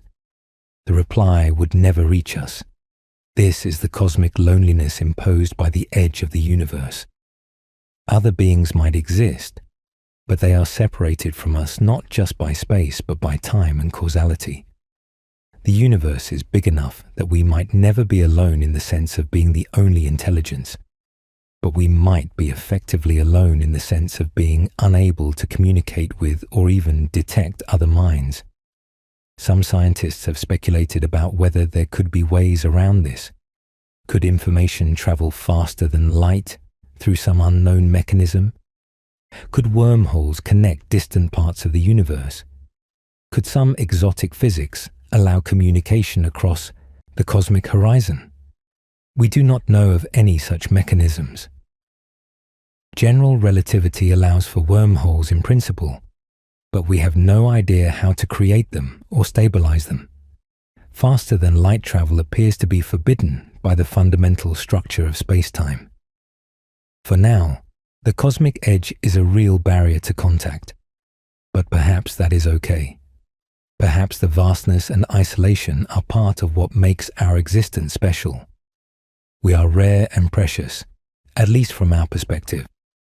The cosmic edge defines a realm within which we have meaning, within which our actions matter, within which our consciousness has purchase on reality. Beyond the edge, there might be more minds, more civilizations, more meaning, but we cannot reach them, and they cannot reach us. Our bubble of visibility is our domain. The edge is our boundary, and within that boundary, we are the ones who observe, who question, who seek to understand. That is not a small thing. In a universe of edges and horizons, of limits and boundaries, the act of contemplating the edge is itself an achievement. We are the universe knowing its own limits. We are matter reflecting on its own extent. We are the edge becoming conscious of itself. Let us continue deeper into the strangeness at the edge. We have covered much ground, but there is still so much more to explore. The universe keeps revealing new layers of mystery the closer we look at its boundaries. Consider the nature of time at the cosmic scale. We have talked about looking back in time by looking far away. But what does time even mean at the edge of the universe? Time, according to Einstein's relativity, is not absolute. It flows at different rates depending on your motion and your location in a gravitational field. Near a black hole, time slows dramatically. For a fast-moving particle, time passes differently than for a stationary observer. The simple, steady tick of a clock is an illusion. Time is flexible, bendable, stretchable. At cosmic scales, this flexibility becomes profound. The universe has an age, about 13.8 billion years since the Big Bang. But this age is measured in a specific reference frame, the rest frame of the cosmic microwave background. It is the age as measured by a clock that is at rest with respect to the average motion of matter in the universe. If you were moving very fast relative to this cosmic rest frame, or if you were deep in the gravitational well of a massive object, your clock would tell a different story. Your universe would have a different age. The past and future would be shifted relative to what others observe. At the edge of the observable universe, time has behaved differently than it has here. The expansion of space affects the flow of time. A clock at the edge, in the early universe, was running differently than a clock here now. The comparison is not even straightforward, because what does it mean to compare clocks that are separated by billions of light years and billions of years? This is one of the subtleties of cosmology. We talk about the age of the universe as if it were a simple number, but time is more complicated than that. The age depends on who is asking and from where. The edge of the universe is not just far away in space. It is in a different temporal context altogether. Let me give you an example. Suppose there was an observer at the location of the cosmic microwave background, about 380,000 years after the Big Bang. From their perspective, the universe was young. Only a few 100,000 years had passed. But from our perspective, looking at them from across billions of years of cosmic expansion, They are ancient. The light from their moment has been traveling for almost the entire history of the universe. Who is right? Both are. Time is relative. The edge of the universe is both ancient and young, depending on perspective. This relativity of time has implications for the question of what is happening at the edge right now. There is no universal now. Einstein showed that simultaneity is relative. What is happening now at a distant location depends on your motion. Different observers will disagree about what is simultaneous with this moment. So when we ask what is happening at the edge of the observable universe right now, we are asking a question that does not have a well-defined answer. Right now is local. The edge is far. The concepts do not map onto each other cleanly. This might seem like philosophical nitpicking, but it matters for understanding what the edge really is. The edge is not a static boundary sitting out there at a fixed location, waiting for us to observe it. The edge is a dynamic, relative, observer-dependent phenomenon. It is as much about us, the observers, as it is about the cosmos out there. The universe has no center and no edge in any absolute sense. Every point is equivalent to every other point. Every observer sees their own horizon. The edge we perceive is our edge, not the edge. It is a product of the speed of light, the age of the universe, and the expansion of space filtered through our particular vantage point. Understanding this relativity is key to truly grasping the strangeness at the cosmic boundary. The edge is not a place. It is a perspective. It is a limit of knowledge, not a limit of existence. Now let us explore some of the more exotic possibilities for what might lie beyond the edge. We have touched on the multiverse idea, but let us dig deeper. The multiverse concept comes in several varieties. The simplest is the level 1 multiverse, which is just the idea that the universe extends infinitely beyond our cosmic horizon. In an infinite universe, every possible configuration of matter will occur somewhere. There would be regions identical to our observable universe, with copies of Earth and copies of you, an infinite number of each. The edge of our horizon is just where our view ends, not where reality ends. This is not as crazy as it sounds. If the universe is truly infinite and homogeneous, then statistically, every possible arrangement must repeat eventually. The odds of any particular configuration are tiny, but infinity is big enough to contain anything that is possible. Of course, we have no way of knowing if the universe is actually infinite. It might be finite but much larger than our observable patch. It might have unusual topology that makes the question meaningless. But if it is infinite, then the level 1 multiverse is a straightforward consequence. The level 2 multiverse is more exotic. This is the idea that comes from eternal inflation, the notion that inflation never completely ended everywhere. In this picture, our observable universe is one bubble in a vast, endlessly inflating background. Other bubbles nucleate and grow, each becoming a universe with its own properties. The bubbles are separated by inflating space that expands faster than they can grow. They will never touch. They will never communicate. In the level 2 multiverse, different bubbles might have different laws of physics. The fundamental constants might vary. The number of dimensions might differ. What we think of as the laws of nature might be just local bylaws specific to our bubble. Other bubbles might have different particles, different forces, different mathematics describing their behavior. This is highly speculative. We cannot test it directly. Signals from other bubbles cannot reach us. But it is consistent with some versions of inflation and string theory. The edge of our observable universe, in this view, is not just a horizon of visibility. It is a boundary between fundamentally different realities. There are even stranger levels of multiverse proposed by physicists and philosophers. The level 3 multiverse comes from quantum mechanics, the many worlds interpretation. In this view, every quantum measurement causes the universe to split into branches, one for each possible outcome. The branches do not interact after they split. Each goes its own way, creating an ever-branching tree of realities. In the many worlds interpretation, there is not just one universe with one history. There are countless universes, countless histories, all existing simultaneously in some sense.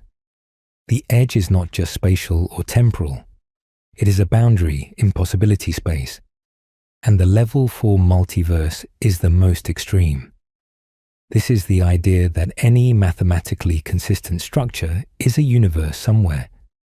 Every possible set of laws, every possible geometry, every possible logic, if it can be described mathematically, it exists.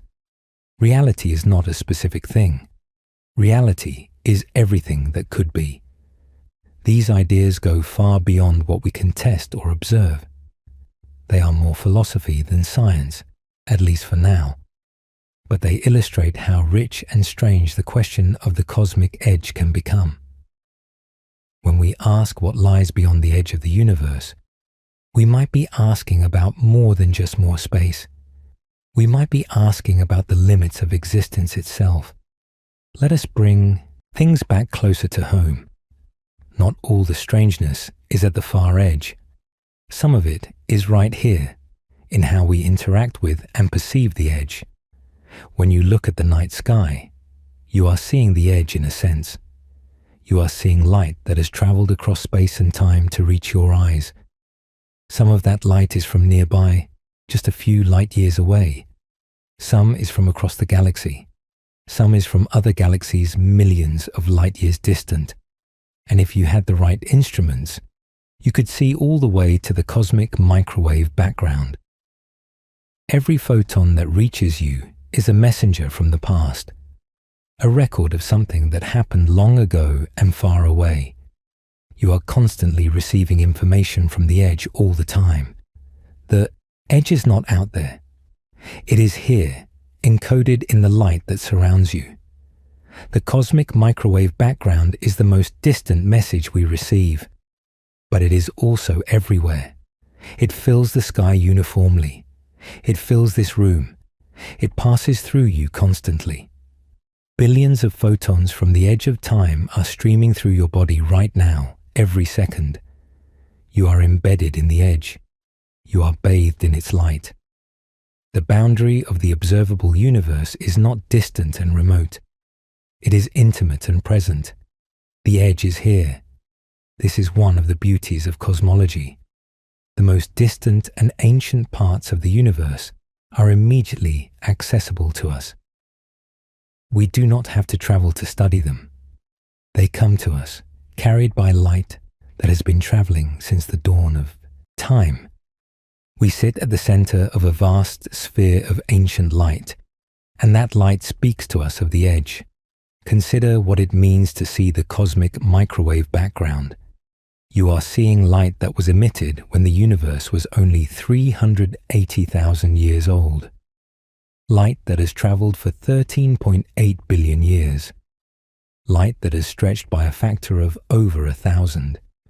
You are seeing a time before stars, before galaxies, before planets, before life.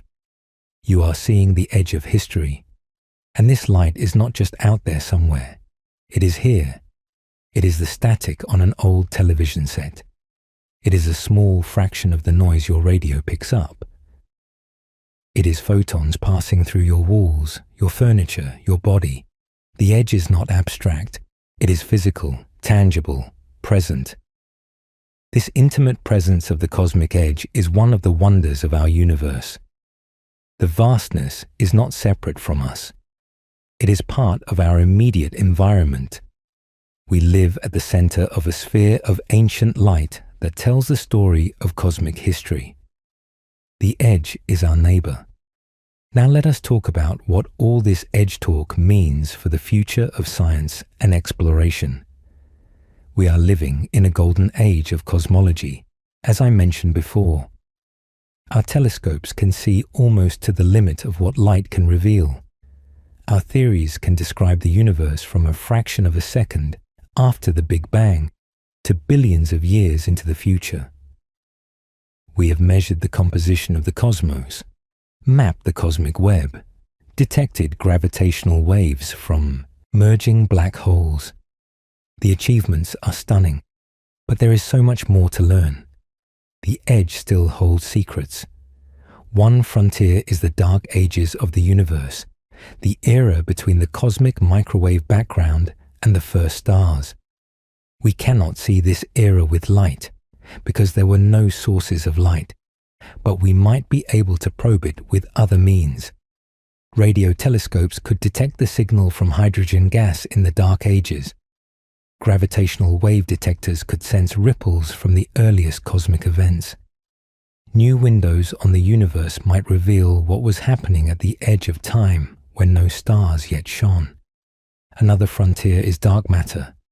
We know it exists from its gravitational effects, but we do not know what it is. The edge of the observable universe provides clues. The cosmic, microwave background carries information about dark matter's role in the early universe. The large-scale structure of the cosmic web is shaped by dark matter.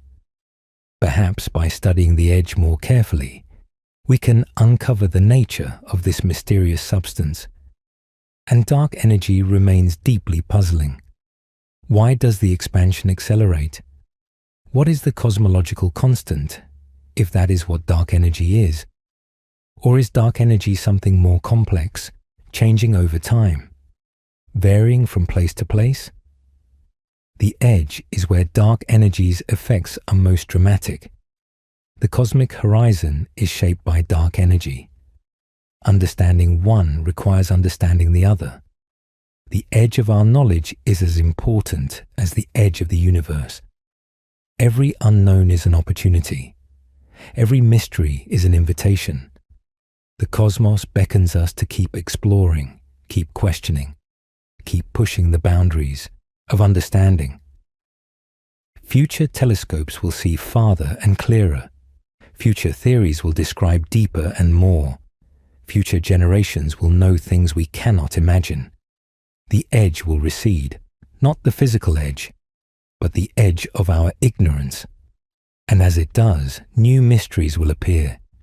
There is always another edge to explore. This is the nature of science. It is not about reaching a final truth.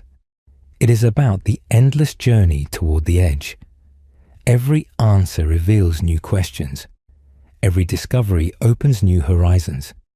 The edge is not a destination. It is a direction. Let us now bring our exploration back to you, the listener. What does the edge of the universe mean for your life, here and now, on this small planet? It might seem like cosmic edges are irrelevant to daily existence. The observable universe is incomprehensibly vast. The cosmic microwave background is incomprehensibly old. What does any of this have to do with your morning coffee, or your relationships, or your hopes and dreams? And yet, I think it matters. I think contemplating the edge changes something in us. It provides perspective. It induces humility. It inspires wonder. When you understand that you are one tiny observer in one brief moment of cosmic history, looking out at a universe of trillions of galaxies, seeing light that has traveled for billions of years, it shifts something in your priorities. The petty concerns fade a little. The larger questions come into focus. What matters? What is meaningful? What do we want to do with our brief time in this vast cosmos? The edge of the universe reminds us that we are part of something immense. We are not isolated individuals floating in a void. We are connected to the whole. The atoms in your body were forged in stars. The patterns in your brain are shaped by the same physics that shape the cosmic web. The light hitting your eyes comes from across the breadth of space and time. You are a node in the cosmic web, a point where the universe has become conscious of itself, a place where matter and energy have organized into something that can ask questions about edges and boundaries and meaning. This is remarkable. This is precious. This is worth celebrating. The edge of the universe is stranger than you can imagine. But so are you, a collection of atoms that somehow wonders about the cosmos. A brief pattern of complexity that contemplates eternity. A creature of the edge, living on the thin surface of a small world, reaching out with mind and instruments to touch the boundaries of everything. You are the universe experiencing itself. You are stardust become conscious. You are the edge looking at the edge. Let us continue our journey and explore some more specific phenomena at the cosmic boundary. We have talked about the cosmic microwave background at length, but there are other relics of the early universe that tell us about the edge of time. One of these is the cosmic neutrino background. Neutrinos are ghostly particles that barely interact with matter. Trillions of them pass through your body every second without any effect. In the early universe, neutrinos were produced in vast quantities and then decoupled from other matter even earlier than light did.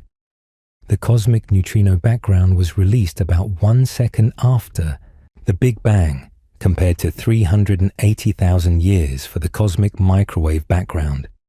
If we could detect the cosmic neutrino background, we could see even further back in time than the CMB allows. We could get a picture of the universe when it was only a second old. Unfortunately, neutrinos are incredibly difficult to detect. Their energies are so low and their interactions so weak that current technology cannot see them.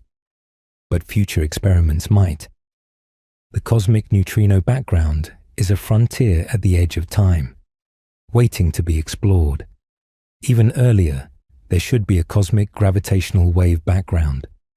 Gravitational waves are ripples in space-time caused by accelerating masses. The early universe was full of violent events that would have produced gravitational waves, from phase transitions to inflation itself. These primordial gravitational waves would carry information from the first instance of existence, from times we cannot probe with light or even neutrinos. We have already detected gravitational waves from merging black holes and neutron stars, but the primordial background is much fainter. It is mixed with the foreground noise of more recent cosmic activity. Separating it out will require advanced detectors and sophisticated analysis, but if we succeed, we will have a window into the very beginning, a way to see the edge of time itself. There is even speculation about what might lie at the true edge, the moment of the Big Bang, the initial singularity. Our current theories break down there. We need a quantum theory of gravity to describe it, but some physicists have speculated that the singularity might not be an edge at all. It might be a transition from some earlier state. Perhaps the Big Bang was a quantum fluctuation in a pre-existing vacuum. Perhaps it was the rebirth of a universe that had previously collapsed. Perhaps time and space themselves emerged from something more fundamental. These ideas push us to the very edge of physics. They ask what it means for existence to have a beginning. They challenge our notions of time and causality. They take us to the boundary of what we can think, not just what we can see. The edge of the universe is not just spatial. It is temporal. It is physical. It is conceptual. It is the limit of our models and our minds, and it is always inviting us to go further. Now let us explore the practical implications of living in a universe with edges. The cosmic horizon has consequences for what we can ever know and ever do. It sets fundamental limits on information and communication. No signal can travel faster than light, and the expansion of space further limits what we can reach. If we want to send a message to a galaxy near the edge of the observable universe, the message would take billions of years to arrive. By the time it got there, if it ever could, the recipient would have moved even further away. Communication across the cosmos is practically impossible on human timescales. Even within our galaxy, the distances are vast. The nearest star system, Alpha Centauri, is about 4 light-years away.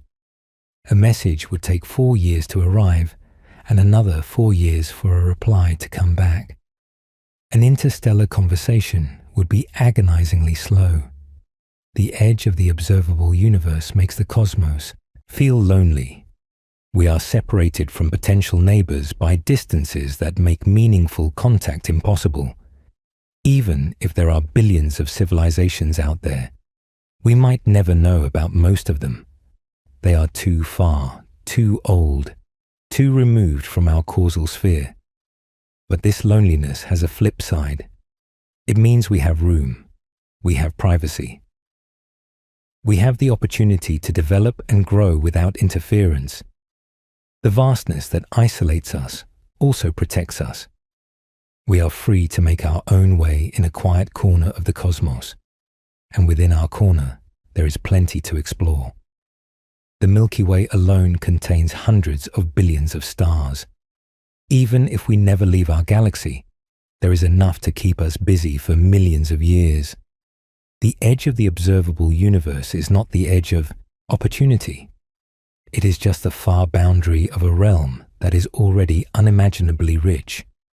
The edge also has implications for the long-term future of civilization. If humanity, or our descendants, survives long enough, we will face the shrinking cosmic horizon. More and more of the universe will disappear from view. Eventually, only the local group of galaxies will be visible. This has led some thinkers to contemplate cosmic-scale projects. Could we somehow gather information from the edge before it disappears? Could we send probes to distant galaxies while they are still reachable? Could we preserve knowledge of the true cosmos for future generations who will never be able to see it? These are speculative questions about timescales far beyond human planning. But they illustrate how the edge shapes our cosmic destiny. We are not just passive observers of the edge. We are active participants in a universe that is evolving and changing. The edge constrains what we can do, but it also motivates us to do what we can while we can. Let me now tell you about some of the specific numbers that define the edge, the quantitative details of the cosmic boundary. The observable universe has a diameter of about 93 billion light-years. This is the current distance from one edge to the opposite edge, accounting for the expansion of space since the light was emitted. The cosmic microwave background has a redshift of about 1,100. This means the wavelength of its light has been stretched by a factor of over 1,000 since it was emitted. What started as visible light is now microwave radiation. The most distant galaxy we have observed has a redshift of about 14. This means its light has been stretched by a factor of 15. We are seeing it as it was about 300 million years after the Big Bang. The Hubble constant, which measures the current expansion rate, is about 70 kilometers per second per megaparsec. This means that for every megaparsec of distance, about 3.3 million light-years, objects appear to be moving away at an additional 70 kilometers per second. At the edge of the observable universe, this recession velocity exceeds the speed of light. The cosmic event horizon is currently about 16 billion light-years away. Objects beyond this distance will never be visible to us, no matter how long we wait. This distance is shrinking in the sense that fewer objects will ever be visible in the future. The age of the universe is about 13.8 billion years. This is the time since the Big Bang in the cosmic rest frame. In our local frame, moving through the universe, the age is very close to the same. These numbers define the edge. They set the scale of our cosmic existence. They tell us how big, how old, how fast. They are the coordinates of our place in the cosmos. But numbers alone do not capture the wonder. The edge is not just a set of measurements.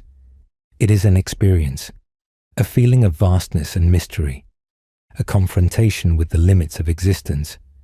You can know the numbers and still be amazed by what they mean. Let us explore one more aspect of the edge before we begin to draw conclusions. The philosophical implications of living in a universe with horizons. The existence of the cosmic horizon challenges our intuitions about reality. We tend to think of reality as what exists. What is there? What is true? But the cosmic horizon introduces a fundamental uncertainty.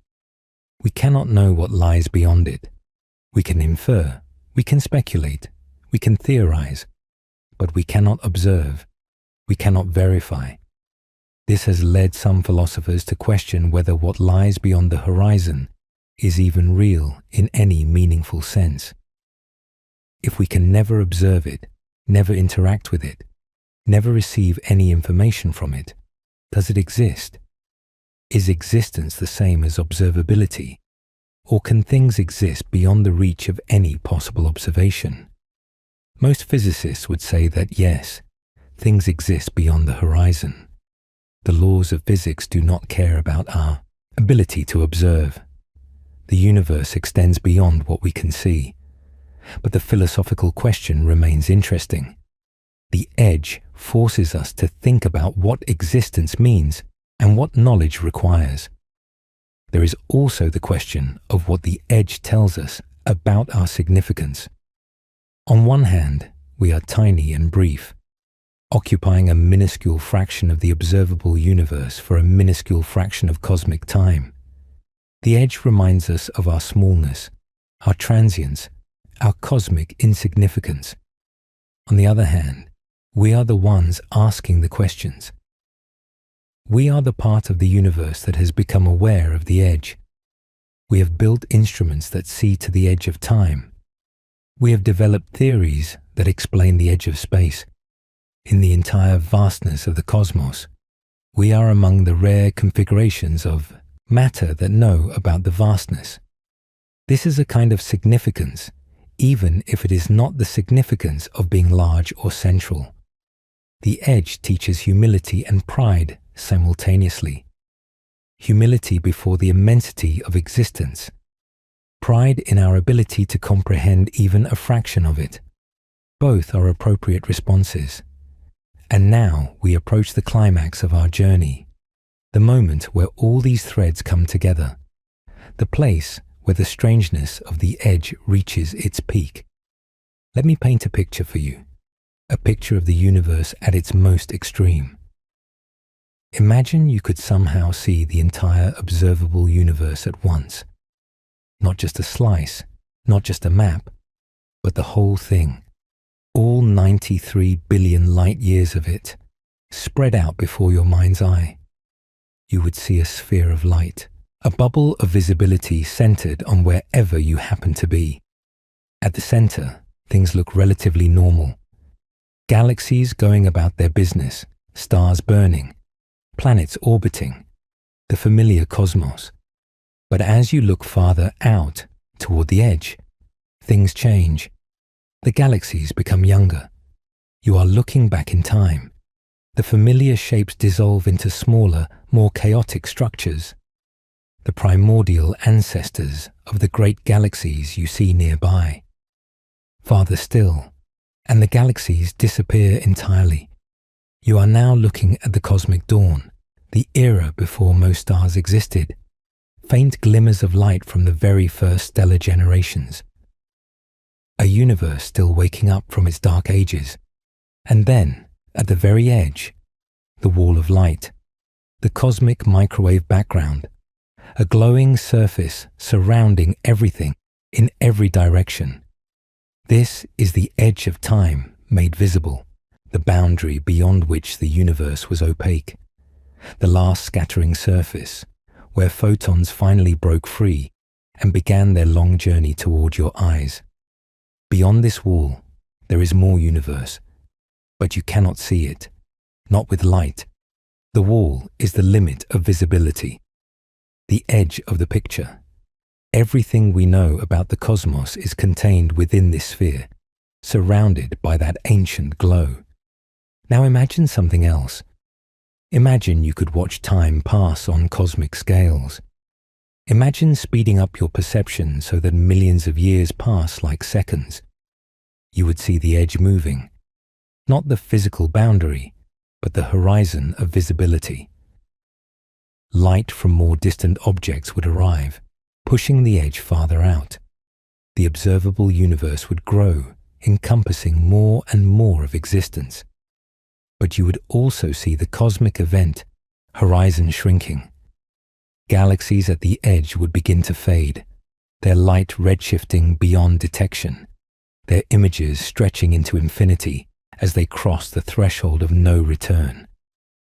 One by one, distant galaxies would disappear, not destroyed, just removed from the realm of the observable, lost to the accelerating expansion. Over billions of years, you would watch the sky empty. The cosmic web would thin. The background glow of distant galaxies would fade.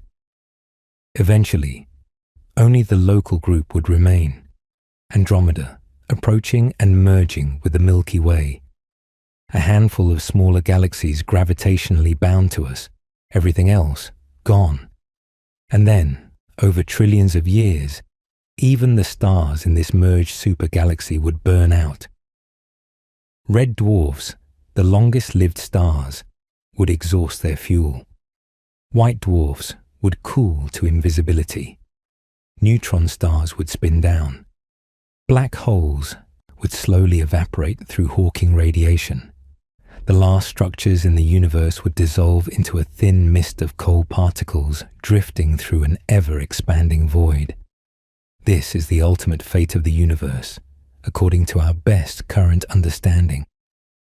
Heat death, the final equilibrium where nothing interesting can happen anymore, an eternity of darkness and cold, stretching out forever.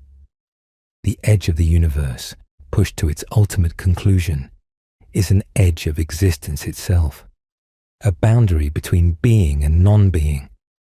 The cosmos will not end with a bang, but with the slow dimming of the last lights, the gradual fading of the last warmth, the quiet settling into eternal stillness.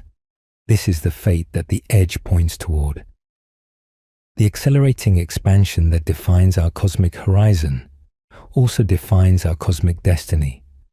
The same physics that hides most of the universe from our view will eventually hide everything from everything. The edge will swallow all. But wait, before you despair, let me offer a different perspective. Let me clear the air of this cosmic dread and show you something wonderful.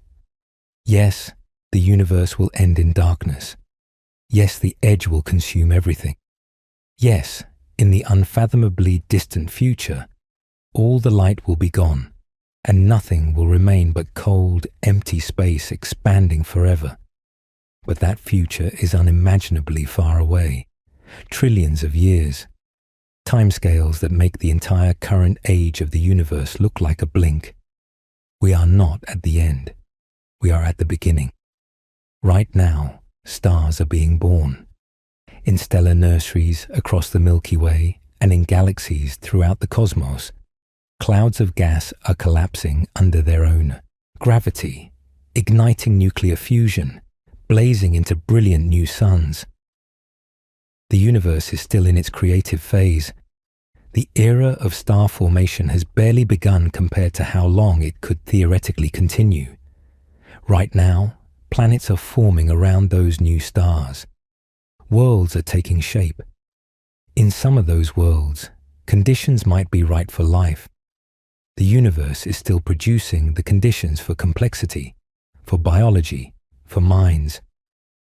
Right now, on at least one planet that we know of, Intelligent beings are contemplating the cosmos. They are building telescopes to see the edge. They are developing theories to explain the edge. They are asking questions about the edge that no one has ever asked before. Consciousness exists. The universe has awakened to its own existence. This is the miracle of now.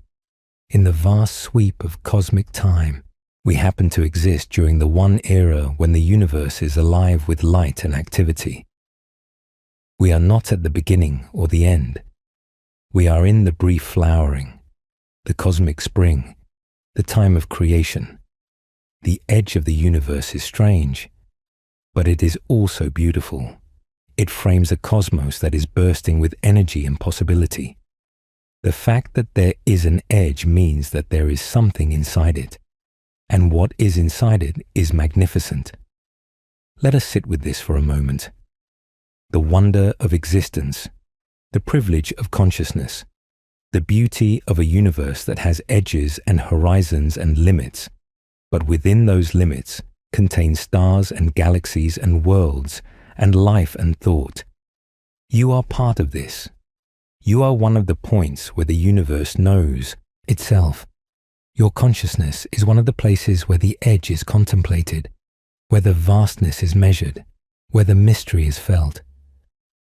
You matter, not despite the cosmic scale, but because of it.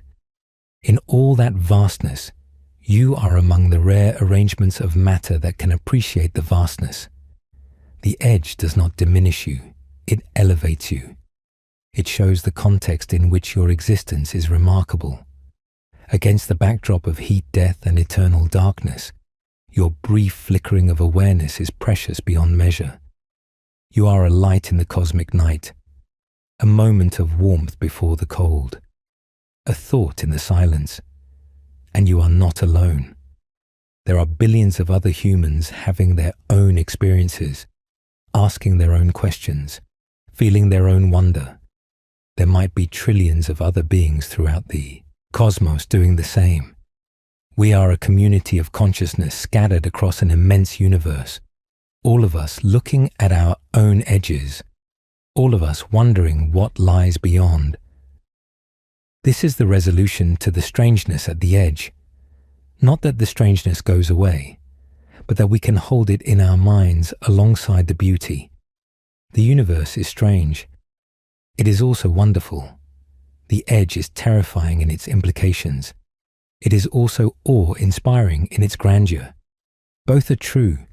Both can be felt simultaneously. Let us now begin to draw our journey to a close. We have traveled far together, from the hook that caught your attention, through the body that explored the depths, to the climax that escalated the wonder, and now to the resolution that brings peace. What have we learned? Let me summarize. The edge of the universe is not a wall or a barrier. It is a horizon of visibility, the limit of how far light has been able to travel since the beginning of time. Beyond this horizon, there is almost certainly more universe, but we cannot see it. Space itself is expanding, and this expansion is accelerating. The accelerating expansion creates a cosmic event horizon, beyond which light will never reach us. More and more of the universe is disappearing from view, slipping beyond this horizon forever. The cosmic microwave background is the oldest light we can see, released when the universe was only 380,000 years old. It marks the edge of visibility in time, the wall beyond which the universe was opaque. The universe is probably either infinite or finite, but unbounded. Either way, it has no edge in the sense of a boundary where space ends. The edge we perceive is a limit of our view, not a limit of existence. Dark energy and dark matter dominate the cosmos, making up about 95% of its total content. We do not understand what they are. The edge of our knowledge is as real as the edge of our vision. The far future holds heat death, the slow fading of all structures and activity into eternal cold darkness. But that future is unimaginably distant, and we live in a time of cosmic flourishing. We are cosmically privileged to exist in an era when the evidence of the Big Bang is still visible, when distant galaxies still light up the sky, when the story of the universe is still readable. This window will not last, will, forever, and we are remarkable for being able to contemplate any of this. Conscious beings who can measure cosmic horizons and theorize about what lies beyond, the universe knowing itself through us. This is what the edge of the universe tells us. We are small but significant, brief but meaningful, limited but capable of reaching toward the limitless. The edge defines us, and we define the edge. We are, in a sense, where the edge becomes aware. As we prepare to end this journey, I want to leave you with a feeling. Not just facts and figures, but an emotional sense of what the edge means. Close your eyes, if it is safe to do so. Imagine yourself lying under a dark sky, far from city lights. Above you, stars. Thousands of them scattered across the darkness. Each one a sun. Some of them orbited by planets. All of them part of our galaxy. Now imagine zooming out. The stars become a river of light, the Milky Way seen from outside. 100 billion suns spinning in a great pinwheel. Our sun is one of them, unremarkable, ordinary, precious. Zoom out further. The galaxy becomes a point of light among millions of others, the local group, then the Virgo supercluster, then the Observable Universe, a cosmic web of filaments and voids, clusters and superclusters stretching in all directions. And at the edge of this view, the glow, the cosmic microwave background, the oldest light, the boundary of the visible. Beyond it, more universe, forever beyond reach. You are at the center of all this, not because you are special in a cosmic sense, but because everyone is at the center of their own observable universe. The horizon surrounds you equally in all directions.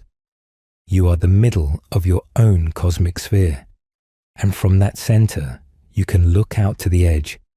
You can contemplate the vastness.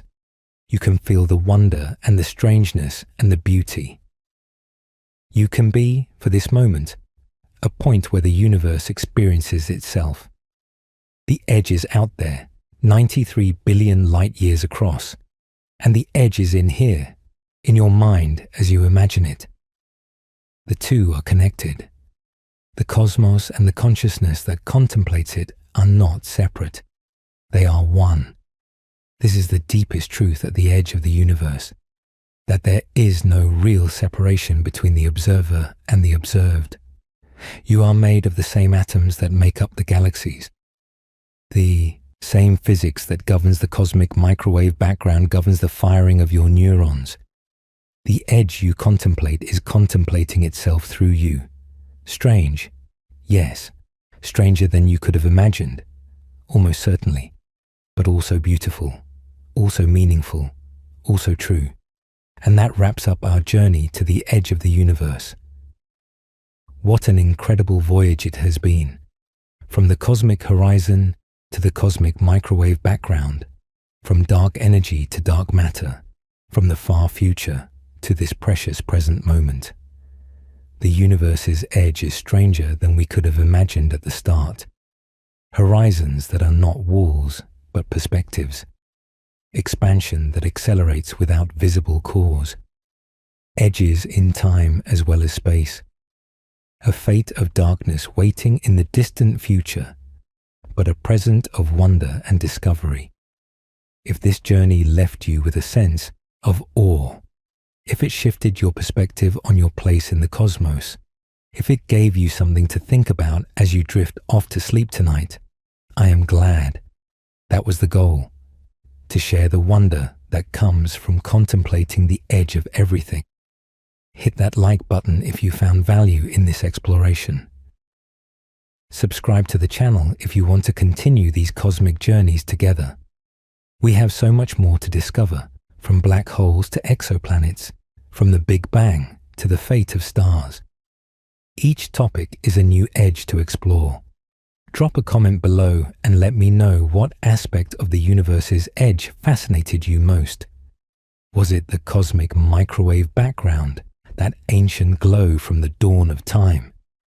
Was it the accelerating expansion and the galaxies slipping away forever?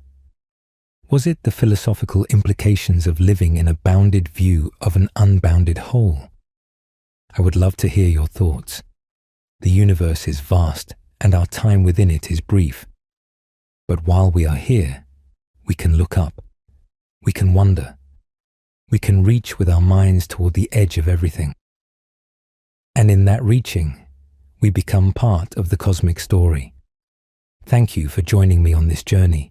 Sleep well tonight, knowing that you are cradled in the heart of an immense and beautiful cosmos, surrounded by ancient light, held by the mystery, part of the edge itself. Until next time, keep looking up, keep wondering, keep exploring the edges of everything. The universe has so many more secrets to share. Good night. The cosmic microwave background surrounds you still. Photons from the edge of time pass through your walls, your roof, your body. The oldest light in existence, arriving constantly, everywhere, telling the story of the beginning. And tomorrow, when you wake, the universe will still be there. The edge will still be receding. The stars will still be burning. The story will continue. You are part of that story. A brief chapter in an endless book, but every chapter matters. Every moment of consciousness is a universe knowing itself. Rest now. Dream of galaxies and horizons. Dream of light traveling through the void. Dream of the edge, strange and beautiful, holding all of existence within its embrace. The universe is stranger than you can imagine, and you are part of that strangeness, part of that beauty, part of the edge. Sleep well.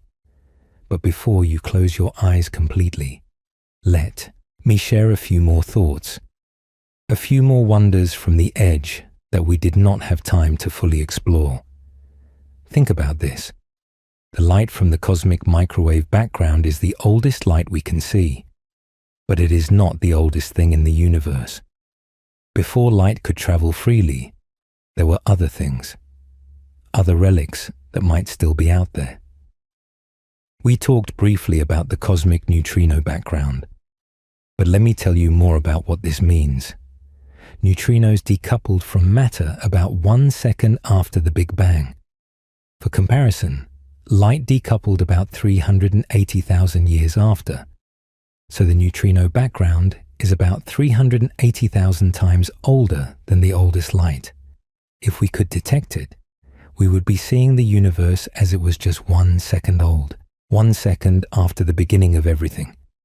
The universe was still a seething plasma of quarks and gluons, rapidly cooling and condensing into protons and neutrons.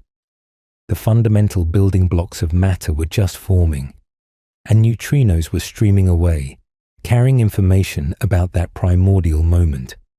Those neutrinos are still out there. The cosmic neutrino background fills all of space, just like the cosmic microwave background. But neutrinos are incredibly difficult to detect. They pass through ordinary matter like it is not there.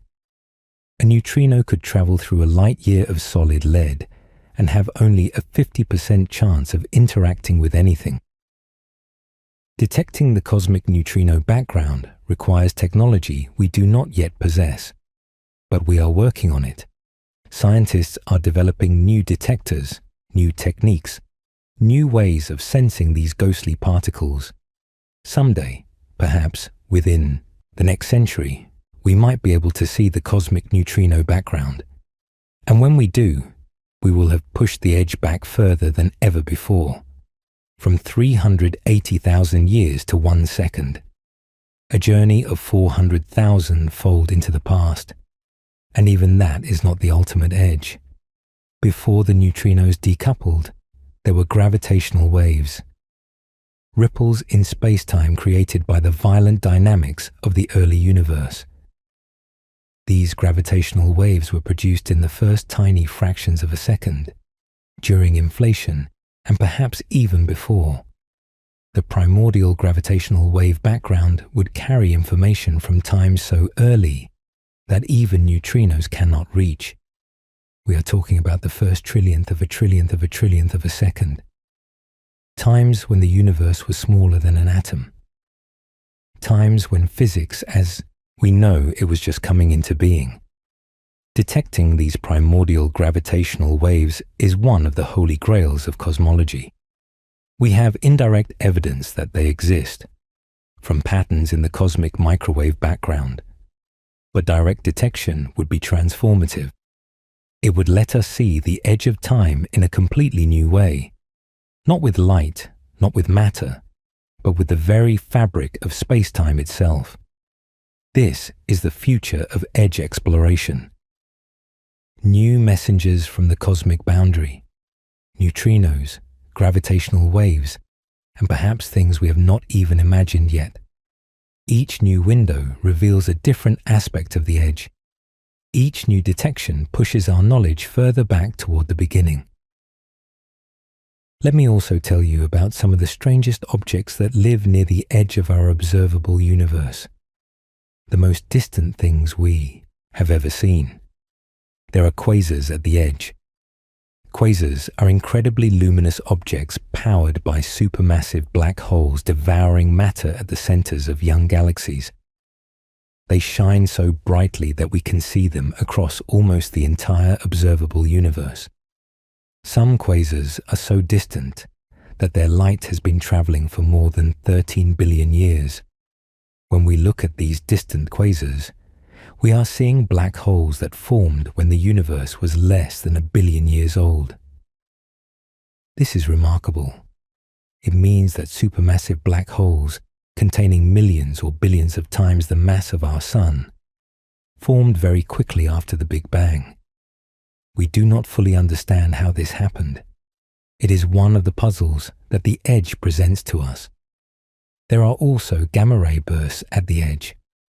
Gamma-ray bursts are the most violent explosions in the universe, releasing more energy in seconds than our Sun will emit in its entire lifetime.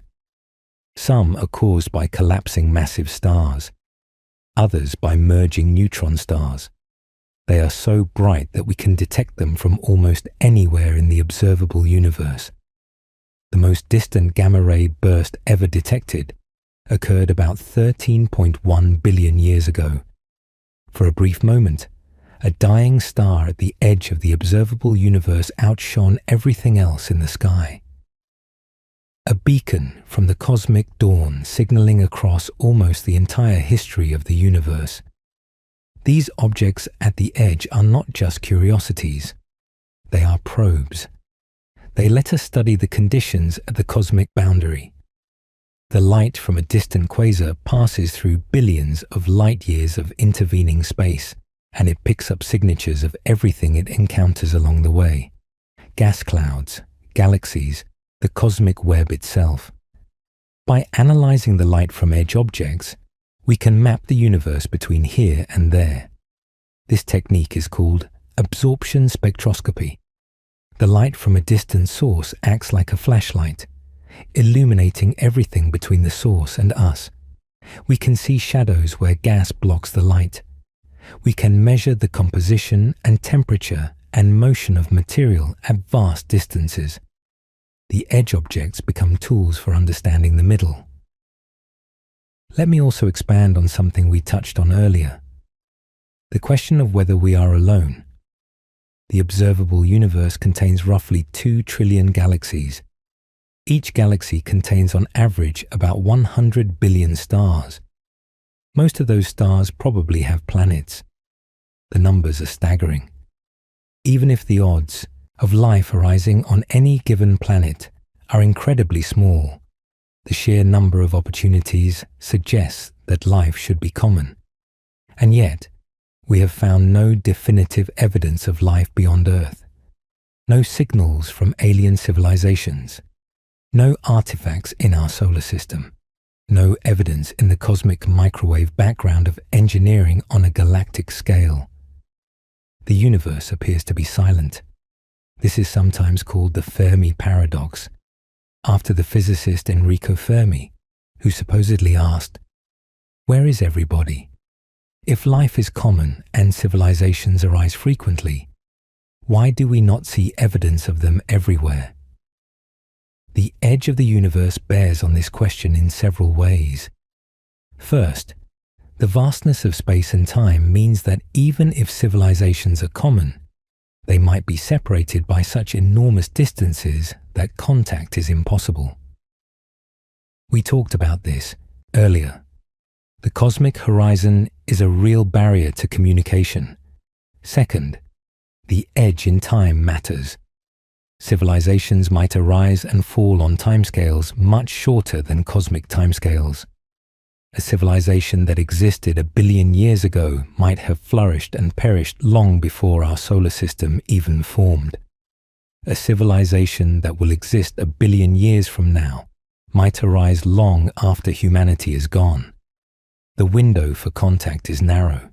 Third, the accelerating expansion means that the situation is getting worse, not better. More and more of the universe is slipping beyond the cosmic event horizon. Potential neighbors are being carried away forever. The isolation imposed by the edge is deepening with time. But here is another way to think about it. The edge makes whatever life does exist more precious. In a universe where contact is difficult or impossible, where civilizations might be separated by unbridgeable gulfs of space and time, each instance of life is a miracle. Each mind is a treasure. The silence of the cosmos is not a verdict on life's rarity, so much as a testament to life's preciousness. We might be one of countless civilizations scattered across an infinite universe, all of us looking at our own edges, all of us wondering if we are alone, unable to communicate, unable to confirm each other's existence, but all of us part of the same cosmic story. The edge separates us physically, but unites us conceptually. We are all creatures of the horizon. Let me share one more idea before we truly conclude. The idea that contemplating the edge changes us.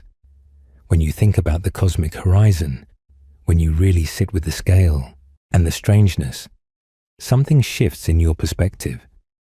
The problems that seem so large become smaller. The worries that consumed you become more manageable. The petty concerns of daily life fade in the light of cosmic immensity. This is not escapism. It is perspective.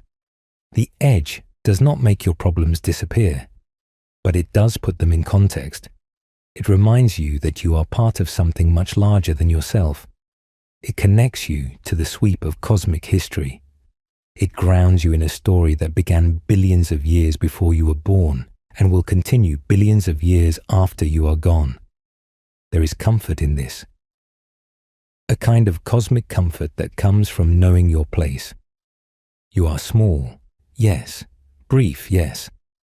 But you are also essential. You are one of the nodes where the universe becomes conscious. You are one of the points where the edge is known. And there is motivation in this too. If our time is brief, then it matters what we do with it. If the window of cosmic visibility is closing, then it matters that we learn what we can while we can. If we are among the rare arrangements of matter that can appreciate the cosmos, then appreciation becomes a kind of duty, a responsibility to the universe that made us. The edge of the universe is an invitation to wonder, to explore, to understand, an invitation to be fully present in this cosmic moment, an invitation to embrace both the strangeness and the beauty. You have accepted that invitation by listening this far. You have traveled to the edge and back. You have contemplated horizons and horizons beyond horizons. You have let the immensity wash over you. Now carry that with you. Let the perspective stay. When you encounter difficulties tomorrow, Remember the cosmic microwave background. When you feel small and insignificant, remember that smallness is what makes significance possible. When you wonder what it all means, remember that you are part of what gives it meaning. The edge of the universe is stranger than you can imagine, but you have imagined it, at least in part. You have touched the boundary with your mind. You have been, for this time, a creature of the cosmic horizon. That is no small thing. That is everything. The night deepens around you. The stars wheel overhead, though you might not see them from where you are. The cosmic microwave background continues its endless reign of ancient photons. The universe expands, moment by moment, carrying galaxies toward the edge and beyond. And you are here, present, aware, part of it all. Rest well. The edge will be there tomorrow, waiting to be contemplated again. The cosmos will continue its story, and you will continue yours within it. Sleep now. Dream of light traveling through the void. Dream of horizons receding into infinity. Dream of a universe strange and beautiful beyond imagination. And know that you are home. The cosmos is your home. The edge is your boundary. And within that boundary, you belong. Good night, fellow traveler. Until we meet again at the edge of everything. There is one more thing I want to share with you before this journey truly ends. A thought experiment that captures the essence of what the edge means. Imagine you could send a message into the future. A message that would survive for billions of years and be received by whatever intelligent beings exist then. What would you tell them about the universe? You would want to tell them about the galaxies. The trillions of galaxies that fill our sky, arranged in that magnificent cosmic web. You would want to describe the great clusters and the vast voids, the filaments of light stretching across hundreds of millions of light years, the sheer abundance of structure and beauty. But here is the heartbreaking part. They might not believe you. Remember what we said about the far future.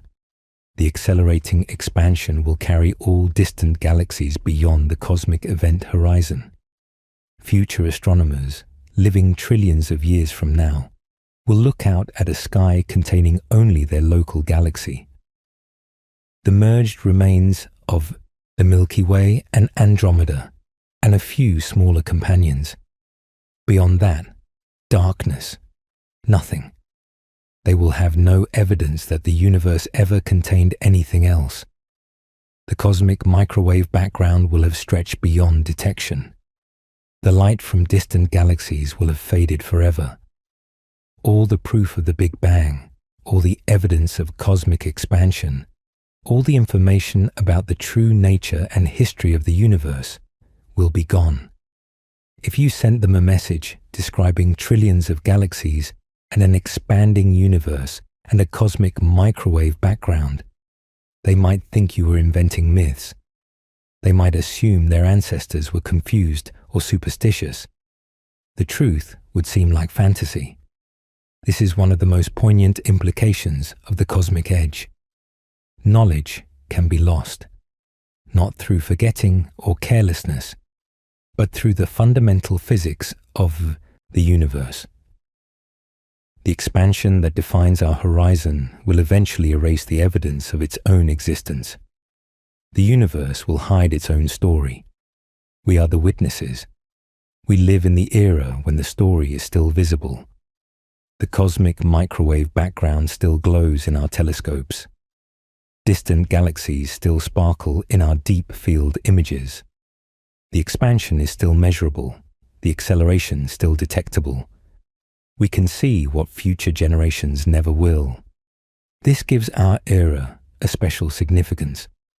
We are the cosmologists of the Golden Age, the astronomers of the window, the generations that can piece together the true story of the cosmos, because the evidence has not yet been erased. What we learn now might be all that is ever known about the true universe. If we preserve our knowledge, if we pass it down through whatever transformations humanity undergoes, if we somehow keep the record intact across billions of years, then future beings might know the truth even when they cannot see it. We could be the bridge between the visible cosmos and the dark future, or the knowledge could be lost. Civilizations could rise and fall. Records could be destroyed. The chain of transmission could break. And then the truth would be gone forever, replaced by whatever limited picture the far future allows. This is the weight of living at the edge, the responsibility of being witnesses to something transient. The universe in its current form is not permanent. The edge is moving. The story is being erased even as we read it. So we should read it well. We should learn everything we can. We should build better telescopes and develop better theories and push the boundaries of understanding as far as they will go. Not just for ourselves, but for all the minds that might come after. For all the beings who might inherit our knowledge if we are wise enough to preserve it. The edge of the universe is stranger than you can imagine, but you have spent these hours imagining it nonetheless. You have absorbed facts and concepts and images that describe the cosmic boundary. You have let the strangeness wash over you and found, perhaps, that it is not so overwhelming after all, that the human mind can hold the cosmos, at least in part. That understanding is possible even at the edge of everything. This is your inheritance now. This knowledge, this perspective, this sense of cosmic wonder. You can carry it with you and share it with others. You can be part of the chain of transmission that keeps the truth alive. The universe made you. Hydrogen and helium from the Big Bang, heavier elements from the cores of stars, complex chemistry on a rocky planet, evolution over billions of years. All of it leading to this moment, to you, lying here contemplating the edge. You are the universe looking at itself. You are the cosmos made conscious, and consciousness is what makes the edge meaningful. Without observers, there would be no horizon. The universe would just be stretching out in all directions, with no one to notice where visibility ends. But you notice. You ask questions. You feel wonder. You transform mere existence into experience. This is the deepest magic at the edge of the universe. Not the physics, though that is magical too. Not the numbers, though they are mind-bending. But the fact that the universe has produced beings who care about the edge, who want to know what is out there, who feel something when they contemplate the cosmic horizon. You feel something right now, I can tell. You would not have listened this long if you did not. The edge has touched you. The strangeness has left its mark. You are different now than you were when we started, even if only slightly. The cosmos has changed you. Let that change stay. Let it inform how you see the world tomorrow. Let it remind you, in moments of difficulty or despair, that you are part of something immense and beautiful and strange. Let the edge be a touchstone, a place you can return to in your mind when you need perspective. The stars will still be there tomorrow. The cosmic microwave background will still be raining down. The edge will still be receding. Galaxies still slipping away. The universe still expanding in its strange, accelerating dance. And you will still be here, for now, in this brief and precious moment of cosmic history. Make the most of it. Ask questions. Seek answers. Feel wonder. Be alive to the mystery. The edge is there, always there waiting to be contemplated. And you are here, capable of contemplation. The two belong together. Thank you for taking this journey with me. From the first hook to this final moment, you have been my companion in exploring the edge of everything. I hope the journey was worth it. I hope you found something here that resonates, that stays with you, that makes the universe feel a little more wondrous and a little more strange. The edge of the universe is stranger than you can imagine, and now you know why. Sleep well, cosmic traveler. The universe holds you in its vast embrace. The edge surrounds you, defines you, and makes your existence possible. Rest now, dream deep. And when you wake, remember, you live at the edge of everything, and that edge is beautiful. Good night. The ancient photons continue their journey even now. They have been traveling since before Earth existed, since before our sun ignited, since before the Milky Way took its current shape, and tonight, some of them complete their voyage, ending in telescopes and detectors, and yes, even in the cells of your body. You are made of stardust, they say, but you are also touched by edge light. The cosmic microwave background passes through you constantly. You are connected to the beginning of time in the most physical way possible. Particles from the edge interact with particles in your body. The boundary is not distant. It is intimate. It is here. Sweet dreams, child of the cosmos. The edge watches over you tonight. Until we explore again, rest peacefully among the stars.